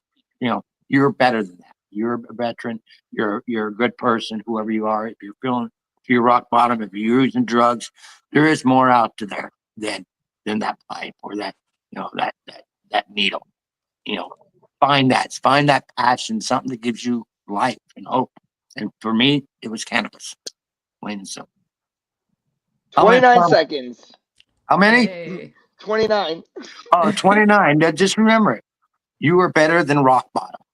I like that. You are better than your rock bottom. You're better than your rock bottom. Plain and simple. All right. Hey, great job. By the way, I just want to say great job on being the host of this. I think all the questions, everything you've done and put together here, bravo job. Hats off to you, brother, on this. Oh man, I was gonna have a designated section where you guys all like guru or goo over me, like a whole now let's talk about how great I am. I'm just kidding. And here I jumped the gun. Sorry. I know. It's different sections. That's coming up. No, I'm just kidding. All right, Josh. What's one thing you want any veteran struggling right now to remember? That they're not alone and we all have our struggles. Everyone's kind of hit on this, but I think it was CJ that said it doesn't matter if you see more or not, but we were trained for it. And just because you didn't see it doesn't mean you don't have any struggles. Also, if you're contemplating suicide, just remember that's a permanent solution to a temporary problem. There's other avenues to help you out there. You just got to get out of your own way and ask for them. Dang, in my head, I had this all planned out and I just went blank. But also to recognize that the way you're acting, responding, or reacting right now isn't necessarily due to your military experience or lack thereof. It all stems back from our childhood. So when you're ready to work on it, you have to work on your child, you have to work on your inner child and the traumas that you faced or did not face. How you're responding today is based off of what you learned or did not learn as a child. That's why I call my event the sandbox, right? Because all of our traumas started in the sandbox as kids all the way up. So I felt like I had trauma from not going to the sandbox. I felt like a failure. I felt like I didn't complete my mission of joining the Marine Corps until I've been able to work on myself, where I reframed my brain and mindset to recognize that my calling for joining the Marine Corps wasn't to go fight the war overseas, but it's to fight the war we face once we get back home. And that's exactly what I'm doing at the podcast. So again, just remember you're not alone. Everybody's going through something. We just mask it and present ourselves differently. But once you start hearing everybody's story and you got to get out of that isolation and get back into your community and share, be the first one to start talking about the problems. Who cares if you're the one crying or not, right? That makes you the stronger person. The stronger man or woman isn't the one that stays strong and is a constant asshole or grumpy. That's the weakest individual because they're too afraid to face what's truly going on with them. Yeah. Wow. I couldn't have said it better, dude. That is great job. That was amazing. Thank you. All right, man. LaTanya, what is one thing you want any veteran struggling right now to know or to remember? Sorry. Oh, you're fine. That you can do it. That was a big part for me. Armentia is now federally recognized as cannabinoid research, development, and education. Now, once upon a time, that was not me. I was, very scared to even say anything, do anything, but I knew I had the passion for this, right? And then being from that step of saying, no, I want to get into the faces of these folks and talk about it. That is where I'm saying to folks, you can do it, right? I've now been against the board of pharmacy. I've been, against so many boards where it doesn't even, I'm not saying it doesn't faze me, but it doesn't as much anymore because I went through the lessons. Don't be afraid to go through it, right? And the other thing is that time is okay. I've talked about having a lab for forever. And, the time it takes to build what you're looking to build, sometimes as a military or army girl myself, it's, hurry up and wait. But being on time, that quick, like let's make it happen, right? But you have to be okay with time. That is where, for me personally, I got to face myself. That is what cannabis did for me. I started partaking, and then I really recognized the fact that while I am a very intentional person, that being on cannabis, it will force you to really look at self, right? You're in the mirror, you're just like, anything that you have decided to shrug off your shoulders, but it still bothers you, you're definitely going to have to answer those types of questions, which, again, in the science world is a beautiful thing, because when people are ready to do that, um, they also have to take into consideration that it's not going to be easy. It's going to be hard. Wow, you are like right on time. Like if you like, I don't know if you like Really? counted in your head 2 minutes, but like when you No. ended, the timer rang. That was pretty fucking cool. All right, very excellent. I love all the statements. So here's what we're gonna do. There was a little miscommunication. It's mostly my fault because I sent the email yesterday asking for this. But what I did was I had asked each panelist to prepare a short, unsent letter, a letter to their past self, to the military, and to the VA, or to someone they lost, or even if it's to cannabis itself. These are letters that were mailed but always carried. So, what we're going to do is we're going to play a fun game where you're going to give a statement to your younger self, right?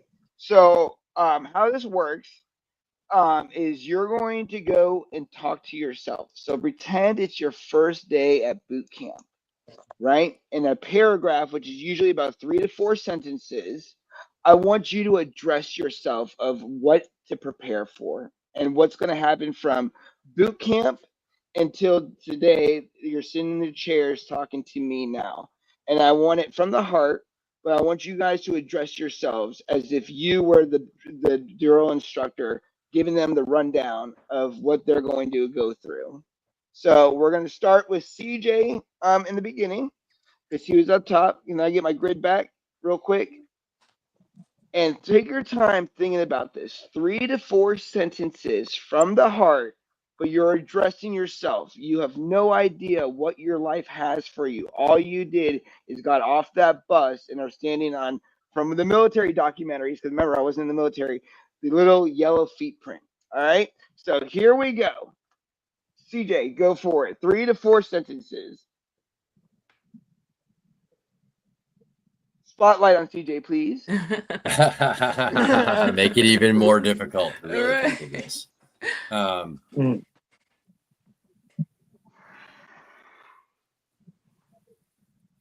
Yeah. This has put me on the spot in kind of a messed up way. I never really No, thought no, of I this. I'm want you to sorry. experience Yeah. it. Go for I it. Go for it. This agree. is what I need. Don't let this moment define who you become forever. Because it may not be that what you wanted and you're expecting. Because it might get taken away. I love that. Can we get a round of applause for CJ right Yeah. now, dude? That is amazing. Yes. Sorry, just a backstory that I was medically That's what it's all discharged. That is about. what happened That's to what me, it's and all I lost about. what was supposed to be my career. So losing that when I thought it was the only way I'd get out of the shit I was, because I was addicted to drugs before I joined. I lied to get in. My life was a mess at 20 years old. And I come from a military family, and I thought that would solve everything. And it fucking broke me even worse, man. Like, I went home in 2003 when everybody went to war, and all I wanted to do was go. And I let it define me for over 2 decades. And I'm still working on healing the trauma. And that's the power of the community I found, is that it doesn't matter that I went home and I didn't go. I'm still fucked up from a lot of other stuff, and there's a lot of work to do. But I let that define me for so long that it caused a lot of trauma in my family. So that's that, man.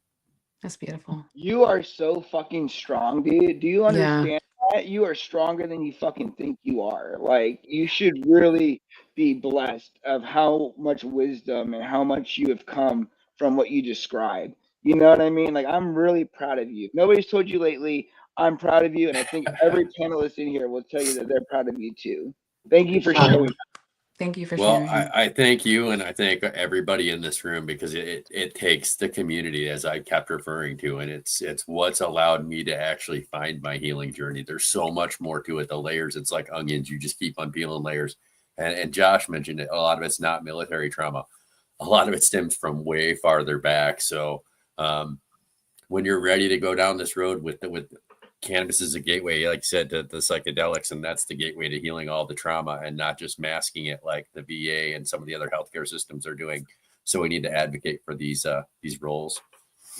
That is beautiful. Tracy, coming firing up right at you. I want you to dive deep. CJ should be the example for all of my panelists right now of how real that I want you guys to get with not only me, but yourselves in this community. Because somebody out there that's watching that's going to take their first week and a half, trip getting prepared to go to boot camp might stumble upon this podcast, and this could change their life forever. That's what you guys are doing.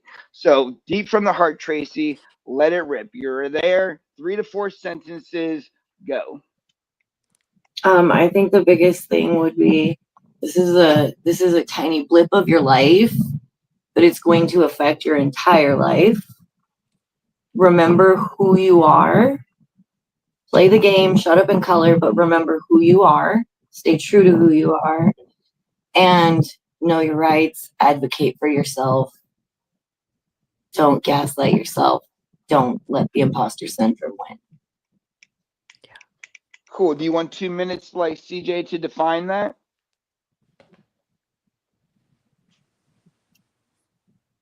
Wait, say that again. So now that you've said everything, like CJ, he got a chance to explain it. Do you want to dive a little bit deeper? I'll give you 2 minutes. For sure. And each panelist will have 2 minutes to dive deeper. I think so my younger self was very toxic. Like Josh said, a lot of screwed up childhood issues. And I used to say if I could go back and do it again, I would do it so much better. I would do it so much better. So much of basic training was fighting myself. I didn't know who I was when I went in.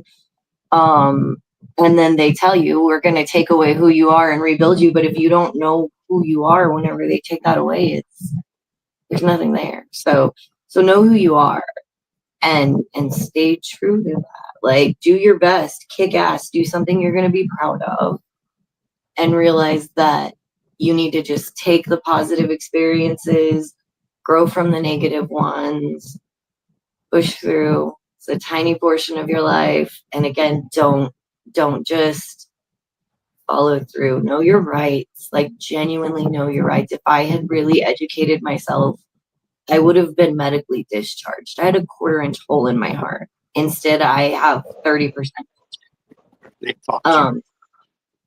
Yeah. Perfect. Yeah. You're doing wonderful. Bobby. Oh, well, 3 to 4 sentences, right. and then you can have 2 minutes to define it. Go for it. I'd have to tell myself that, yes, you're excited. Yes, you're going to be able to see the world, but not in the way that you thought you would through the military. It's going to be after the military, and you're going to have to go through a lot of hardship to get to where you're at today. And it's going to be a lot of pain, a lot of loss, a lot of suffering. But it's going to be worth it because you are special and you do have something to offer this world. Yeah. Just being yourself. Is I said, like here they said, stormed everything stems through childhood. I was molested as a child. I was teased because I was ADHD, all that stuff. And so they put me in special classes. They didn't understand how my mind worked. And so going into the military, I thought, because I scored really high on a lot of stuff and stuff, I thought, oh, fine, this place doesn't understand who I am and what I can do. Instead, they just wanted to put me in something that they thought would be best and train me in a way that they thought would shape my life, which it wasn't true. I mean, yes, because of the military and what happened, the incidents and stuff happened to the military, my PTSD and the flight deck fire and all that stuff. It has allowed me to be able to actually travel this world and meet people and discover who I am and what I have to offer this world. You know, so it's not all lost. I mean, yeah, the military may just be a stepping stone for you. So not all is lost. And the feelings that you're feeling, they will go away. The pain that you're feeling, it will go away if you properly medicate with cannabis. I don't know. I guess that's what I would say to myself. Perfect. That is Wow. amazing. I really love that. Yeah. Josh, add to the fire, man. Let's build this up together, all right? You're Yeah, staying for in sure, there man. 3 to 4 sentences and then define it. Just have some fun, let go, relax. Don't be so afraid to breaking the rules and doing everything right. And it's okay to fail. That's what the military's teaching you. And don't allow the peers that you get to the fleet with to corrupt or affect your discipline and your confidence, right? Don't be afraid to stand out and step up. Be the leader that you were born and made to be, because we all have leadership within us, right? So that all just means like the military is showing you time and time again that you fail, but it's not about failing. It's about how you pick yourself up, and it's about Mm-hmm. making the decision to move forward instead of just freezing and staying complacent. Because as we all know, complacency kills. It leads to isolation. It leads Yeah, to no decision, and by then it's too late. Hmm. Um, I agree.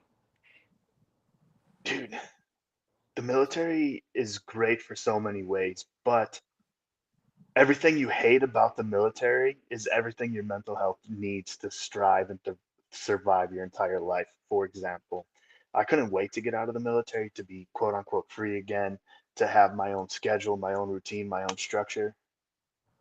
But then that all fell back on me to create that. Doing it. And I didn't Mm, realize that's what I needed. That's what I was trying to mm. escape, because I had my parents doing that shit for me first. Now the Marine Corps is doing it to me and I can't have Yep. fun, right? But that's just a Yep. bullshit lie I gave myself up to be lazy or to become lazy again, right? You need that structure, you need that routine, and you need the discipline to strive and thrive in your life.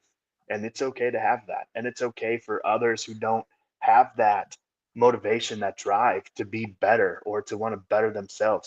You don't need to worry about them. You don't need to worry about pleasing them. You need to do what's right for you at all times.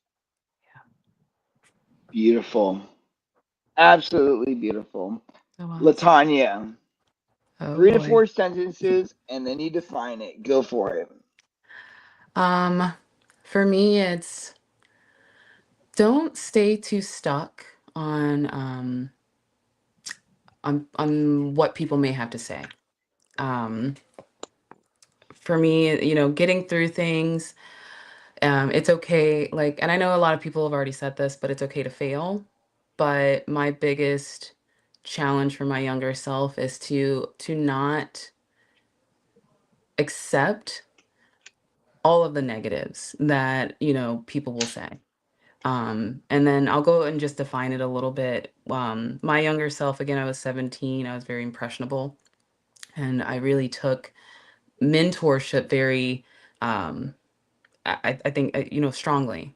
And but I did not. What I didn't pay attention to is that not everyone is here for you. I didn't learn discernment until I was older, and I really there were a lot of things in my past that I held on to that I'm like, man, I wish I didn't even, listen to this person. But there will be people who look to either silence you. I didn't think about that in the military as both HR, hey, there's a lot of, women here, and then as a medic first, HR second, right? And so, but it's still there. And for me, I wish that there were, so many times where I thought it was construction or constructive advice. It really wasn't. It was, no, they were blatantly looking to, shove you to the side, give you what they, stop doing this. You don't need to do that. You don't need to, go all out. No, just be you, learn who you are as you grow through and learn how, these disciplines. That's all I got. You are amazing as always, just like the rest of you panelists. You guys are doing fantastic. Thank you for sharing these words. Sometimes the most powerful healing comes from conversations we've never had until now. If you are carrying your own letter, maybe it's time tonight that you finally write a letter to yourself. So these are my closing statements, and then we'll break into some general conversation real quick, and then the panel will be over. What you heard tonight wasn't theory, it was therapy. These veterans didn't just serve their country, they've had to fight for healing. To our panelists, thank you for your vulnerability. To our audience, thank you for holding this space. And to everyone still fighting silently, you are not weak. You are still here, and that is powerful. So now, if there's any final questions in the chat, or if anybody else wants to bring up everything, we'll do everything in 2 minute rotations just so it doesn't get clogged. But does any of the panelists want to chime in with anything that's left on the table before I do my final closeout? I have something that I just want to mention really quick that I think is really important. So we talked a little bit about psilocybin therapy and the process of it. Josh talked a little bit about microdosing. I believe it's an amazing medicine and it's helped so many people. But myself, I have a strong family history of schizophrenia. So because of that, completely contraindicated. Anybody that like has genuinely educated on it has told me like absolutely not. It makes sense physiologically, why not? And I do think that it's important as we explore these alternative therapies that we stay educated on these things, not just like if you know you have a family history, but before you try anything like this, educate yourself on how to know if you have a family history, because there's a lot of things that are mental illness that are disguised as other things. That is all. Sorry. Fantastic. Does anybody want to add to her and bring some clarification? Does anybody have expertise? I love mushrooms myself personally and microdosing. I actually microdosed today, but I am not experienced in that realm. So I would love anybody that has CJ. I think you might be a great candidate, or Latanya. Yeah, I can touch on that briefly. So I'm not going to claim to be the expert on psychedelic therapies, but working with Balanced Veterans Network, our mission goes beyond just cannabis. It's about finding balance in life. And what we're seeing is a lot of the psychedelic assisted therapies are being labeled as breakthrough therapies, and they're really able to, if done right, not just put a Band-Aid over some of this stuff. We can find true healing. And I'd like advise what I'm liking to say right now is people are hearing this all over. And there's a lot of veterans that are able to access specifically psilocybin like mushrooms pretty easily. You can't just take mushrooms and expect to heal. It's not like that. You have to do some work with it. So if you've already experienced something like that and you're trying that, I highly recommend finding community. Balanced Veterans Network is here for you. We have several different groups, social media, Facebook and Discord. Get active in some kind of community, because what it really ties into is peer support for the integration, and finding people who can help you work through the therapy and find healing through those medicines. Beautiful. Great. Does anybody else want to talk about anything else that we left on the table? This is time for all panelists to bring anything forefront that we did not talk about. Go for it. No, but I have to let you know, my phone just told me I have 15%. So if all of a sudden I go dead, that's because I even had this thing fully charged before we started. This sucked out a lot of juice for some reason. So I just want to let you know, if I all of a sudden, boop, no longer in the picture, it's because I'm at 15% on my battery. You were never here. I'm just But kidding. never It's never here. No, this is a I'm good gonna go chat. No, I appreciate it. Oh, sorry. Go for it, Josh. Go ahead. Yeah. I'm gonna go semi against what this whole chat's about, right? I do agree with Tracy that you do need to find out your medical history, your family history before you try any sort of medication, even cannabis. I've heard people describe edibles for them can be a form of psychedelic sometimes. However, I also want to say that I don't, me personally, especially if you're using cannabis for your mental health, it's not the permanent solution. It is that Mm-hmm. temporary um, fix, we'll say, Yeah. that can help you unlock further healing. Me personally, I don't want to have to use any substance every day of my life, whether it's a prescription medication, cannabis, microdosing, Yeah. whatever. I don't want to have to do that. So I believe cannabis is a great tool to help you unlock your next level to get into your healing. But if you're using cannabis for your mental health, you better be doing it mindfully. You need a therapist or a community that's going to help you Hmm. talk through and work through it, or else you're just managing and coping with it. Yeah. Well, Gotta I put in the would love work. to. Oh, go ahead, Latonya. I didn't want to overstep. You go for it. Oh, no, no, no. I was just ad-libbing. I was just agreeing, like, there's work involved, and you can't be afraid of the work that it's gonna take if healing is your intention.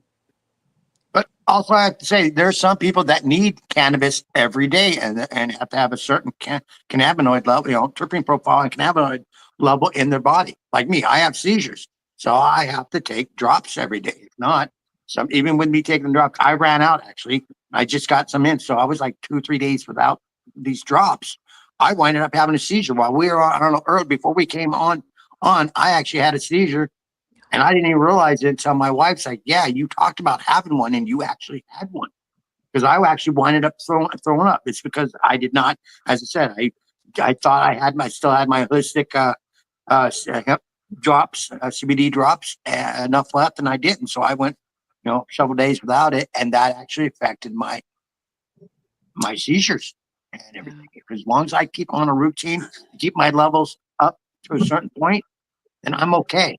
If I don't take this medicine and if I don't smoke cannabis, then that's when my seizures start coming back. Or another. So to me, it's something that I need to use every day. It's not a crutch. It's medicine. It's something that's doing good for my body. So I'll continue always taking it every day. That's my opinion on it. Yeah, situation dictates for sure, and I'm not holding anything against you by saying that. I'm also talking more mental health. That sounds more of like a physical health. Yeah. Physical health. That's what I was Exactly. gonna. Yeah. Situation dictates. Like you have your own history, I know mine, and that's all I can speak about. Yeah. Yeah. I Yeah, and I'd think like you're to. speaking more Oh, on sorry. like a typical person shouldn't be dependent on chemicals to mask things. That's different than somebody who is medicinally dependent on anything, whether that be like medications to treat autoimmune disease or cancer or Hmm. schizophrenia or whatever. There's no shame in that. Yeah. Just make sure that you're not dependent to mask it to get through life. Yeah. I think when you Absolutely. look at it, you have to look at it like this. Healing is not a definitive answer, and it's not an A to B situation. Even when it's talking to thousands of addicts, whether they've been on the podcast or where I've met them throughout my life or whatever, I think one of the things when it comes to addiction and using something as more like a crutch than a resource is also the intention of how you interpret using it. If you're proactive and you're running your life, doing all the things you need to be doing, that is oh, Latanya, if you have to go, there's no worries. No, you're I fine. think that you have to understand that what works for other people is what works for other people, and I don't think that we can judge, because as long as the end result, and this kind of supports what Josh is saying, that it gets better, and that's you doing the work, having a therapist, actively working on yourself, not just sitting and smoking joints, thinking it's like it's a scratch off, and one day you're just going to win the lottery and your life's going to be better because you smoke some weed. You know what I mean? I think that's the Yeah. more reasonable approach. Is this is a tool. Instead of giving you an SSRI, here's some cannabis. And just even like with mushrooms, from what I was learning from reading and everything, is you're not supposed, things like that. You can overdo it, and there's a way to indulge, and then there's a way to be healthy. I'm a person that does it every day. It works for me. You know, I'm ADHD, so if I need to focus, it's going into that. But I can support both sides and both narratives, and I appreciate you bringing that to the table, Josh, because it is definitive. And I think when you define on how you're using it, what you're using it, and the end all purpose, it comes down to, are you doing the work, or are you expecting this or that or whatever it might be to just solve your problems? And I think there's the misunderstanding. There's my timer for 2 minutes talking. No, So, I'm okay. sorry. I sent you a text. Yeah, I have to go grab my son from the No airport. worries. Well, thank you for being here. Tune in because we're going to just do the closeout and then we are free to go, my dudes. So, this has been awesome. I mainly want to thank all the veterans. I really appreciate you guys taking the time. I put a lot of time and effort into these panels, and I myself am trying to build a very big platform based on mental health. I feel just like veterans, it's a buzzword. It's what everybody wants to throw around to feel valuable or add, like, feel like they're sprinkling on some value. But who's having the conversations? Who's doing the work? Who's actually changing the narrative? And that's everybody in this room. Whether it's a podcast, whether it's scientists, whether it's, just a human being on this planet who either likes or, indulges in cannabis, you're part of that narrative. And I think the bigger platform is, there's already enough hate in the world. We're trying to break a stigma. The world is full of stigmated things that are based on truths. It's very hard to say that they're not. I think the biggest way is acting like a John Lennon and the world is one, and realizing that if we really want this plant, we need to come together, one, with ourselves, two, with our communities, and three, with the people that really change the laws. And instead of doing it recklessly, do it conservatively. Help people like Latanya and other people like Balanced Veteran Network, get the peer, what's it called, Latanya? Did she go? She left.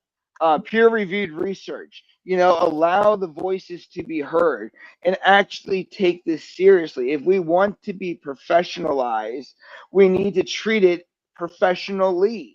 And I think that's a big thing a lot of us don't think of, is we think of it as recreational. So how serious could you be with weed? And when you look at a $58 billion industry that has plenty enough money generating and plenty enough room for niche markets, podcasters, creators, nonprofits, you have a huge scope, right? And that can all be funneled in. But what's value? What is creation? And what are we doing with it? Are we sitting on the couch just smoking weed? Or are we trying to help people break the cycle of you don't know what you don't know by giving them the correct information, by being us, by being human, by enjoying it, hanging out with our friends, building that research, helping those people out? Because when it comes to suicide or smoking a joint, those are two very serious situations. One ends with a happy ending, the other one is permanent. And when we can get somebody to say, you know what, I decided to be on the planet another day, or hey, this conversation really helped me, and I feel better now. Those are priceless things based off of this plant. Whether you grow it, whether you like it, whether you don't know anything about cannabis, but you just smoke it every night before you go to bed, you're still a part of this. And I think one thing I hate about sometimes how the community goes is we try to do like the military. Well, you're not this rank and you can't do that because you don't know this. And it's like it's not an industry, it's a culture. You know what I mean? And the culture is not based on rank, it's based on experience. And the human experience is what we're experiencing. So sorry to go on a tangent, but I'll wrap things up. But I just wanted to tell you that every panelist on here today, I truly support and love what you guys do. And I think it's important that you guys are here today and that you guys are active in your community, because whether it's one person or a million people, you're changing the narrative, and we can work together to make it bigger than ever. So, as my closeout, I just want to thank everybody for being here. We're going to have a panel each month. My next panel will be for first responders and law enforcement. Breaking the gap between first responders and law enforcement are huge, especially when dealing with them, whether it's a traffic stop or whether it's medically. You know, the ideation of cannabis or psychedelics can be profound when education is on the rise. And I think that's what we can all develop. And also, for those that are local, I do these panels in person. August 20th at Always Flavored is my next panel. And this one's more not about cannabis, more about small business ownership because I own several small businesses. But it's a great platform, and we eat food because Always Flavored is a sandwich shop with some crazy, awesome sauces. They're also great friends of mine. It's a great time. So if you're in the Fredericksburg or near Fredericksburg area and you want to come listen to something like this in person, please do. But what I want to do real quick is go around the room. I want all my panelists to list out where they can find them, and I will list out for Latanya and Bobby as soon as you guys are done. So, CJ, now this is your time to plug yourselves. So go for it. All right. Well, you can find us at our website. It's balancedveterans.org or bvn.vet. That's the website. That's our home. That's our link to everything, MMJ certifications. It'll link you to everything else. We are on the social medias, Facebook, Instagram. You can find us at Balanced Veterans Network or Operation 1620. On Facebook, we have some closed groups that are veteran only that allow us to have those conversations that aren't openly had. We do have a Discord link. That's the short of it. You can reach out to me at cj.cowgill@balancedveterans.org. If you have any questions or would like to know anything more about the organization or have any questions for me. And I really want to thank you for having me on the podcast tonight. It's been an honor to be on here and be able to talk about my experience and work with these other great veterans who are doing the good work and getting out the good word on how we can heal together. Well, thank you very much. I have a follow-up question that I think I'm going to get a great answer on, so I'll stay tuned to that. Tracy, go ahead. Hi. You can find me here, Tracy's Token, on Instagram, TRACISTOKIN, and then my crochet page is TRACITKN. You'll find me in dispensaries all over Arizona, but if you're following me on social media, you'll see where I am. Same handle on TikTok as well, TRACISTOKIN. Wonderful. I'm also going to be doing some crochet events here coming up very soon in Arizona. There'll be medicated events. Wonderful. All right, Josh, take it away for us. Yeah, you can find me on all social media at JMAC, JMACH podcast, or you can go to my website, which is jmacpodcast.org. Great. Oh, and all streaming sources, Spotify, YouTube, JMac Podcast. Absolutely. And then Latanya Warren, you can find her at Armentia, which I will spell that out for you. ARMINTIA_001. And this is her science page, and you can follow her there. Also, Bobby is Uncle Stoner, and you can just plug that into social media. He's been around for over 20 plus years, so even if you Google him, same with Armentia, they'll both come up, and you should definitely support Armentia's mission. She's an awesome person doing some real things with Roanoke University, and it is phenomenal, especially being a SWAM, which is small woman owned business, and then a veteran, and then working with the university and the education space. She is a powerhouse, and then with Uncle Stoner with his squash off events and all the things that he does, he really brings and defines culture. So the last thing I have real quick is just a 2-3 sentence response. But what did being on a panel like this help with? Or did it help with anything? Maybe it didn't help with anything. I don't know. But what did you value about today? We'll start with CJ. Your question of asking me to write a letter back to myself really resonated home. and it's been part of the healing journey I've been finding. And I've never really spoken with it that openly. So part of the journey is talking about it and not being afraid to, you know, whatever, get a little teary eyed or whatever in front of people. Like, yeah, we're all badass. You know, you're a veteran, you're a badass in my book, you know, whatever, pardon my language, but it's okay to be a badass and still embrace this stuff. That's how you're going to be a like real badass, because you're going to heal. So panels like this and discussions like this, you don't have to do it in public. You can go do this in private chats with people. You can do it with people that you meet. 100%. The key is finding other veterans and finding a way to express yourself. Tracy. It made me realize that I need to do this more. There's a lot that I have to say. I've toyed with the idea of doing a podcast. I've never followed through. No, she hasn't. And I have the imposter syndrome thing too, much like Latanya mentioned.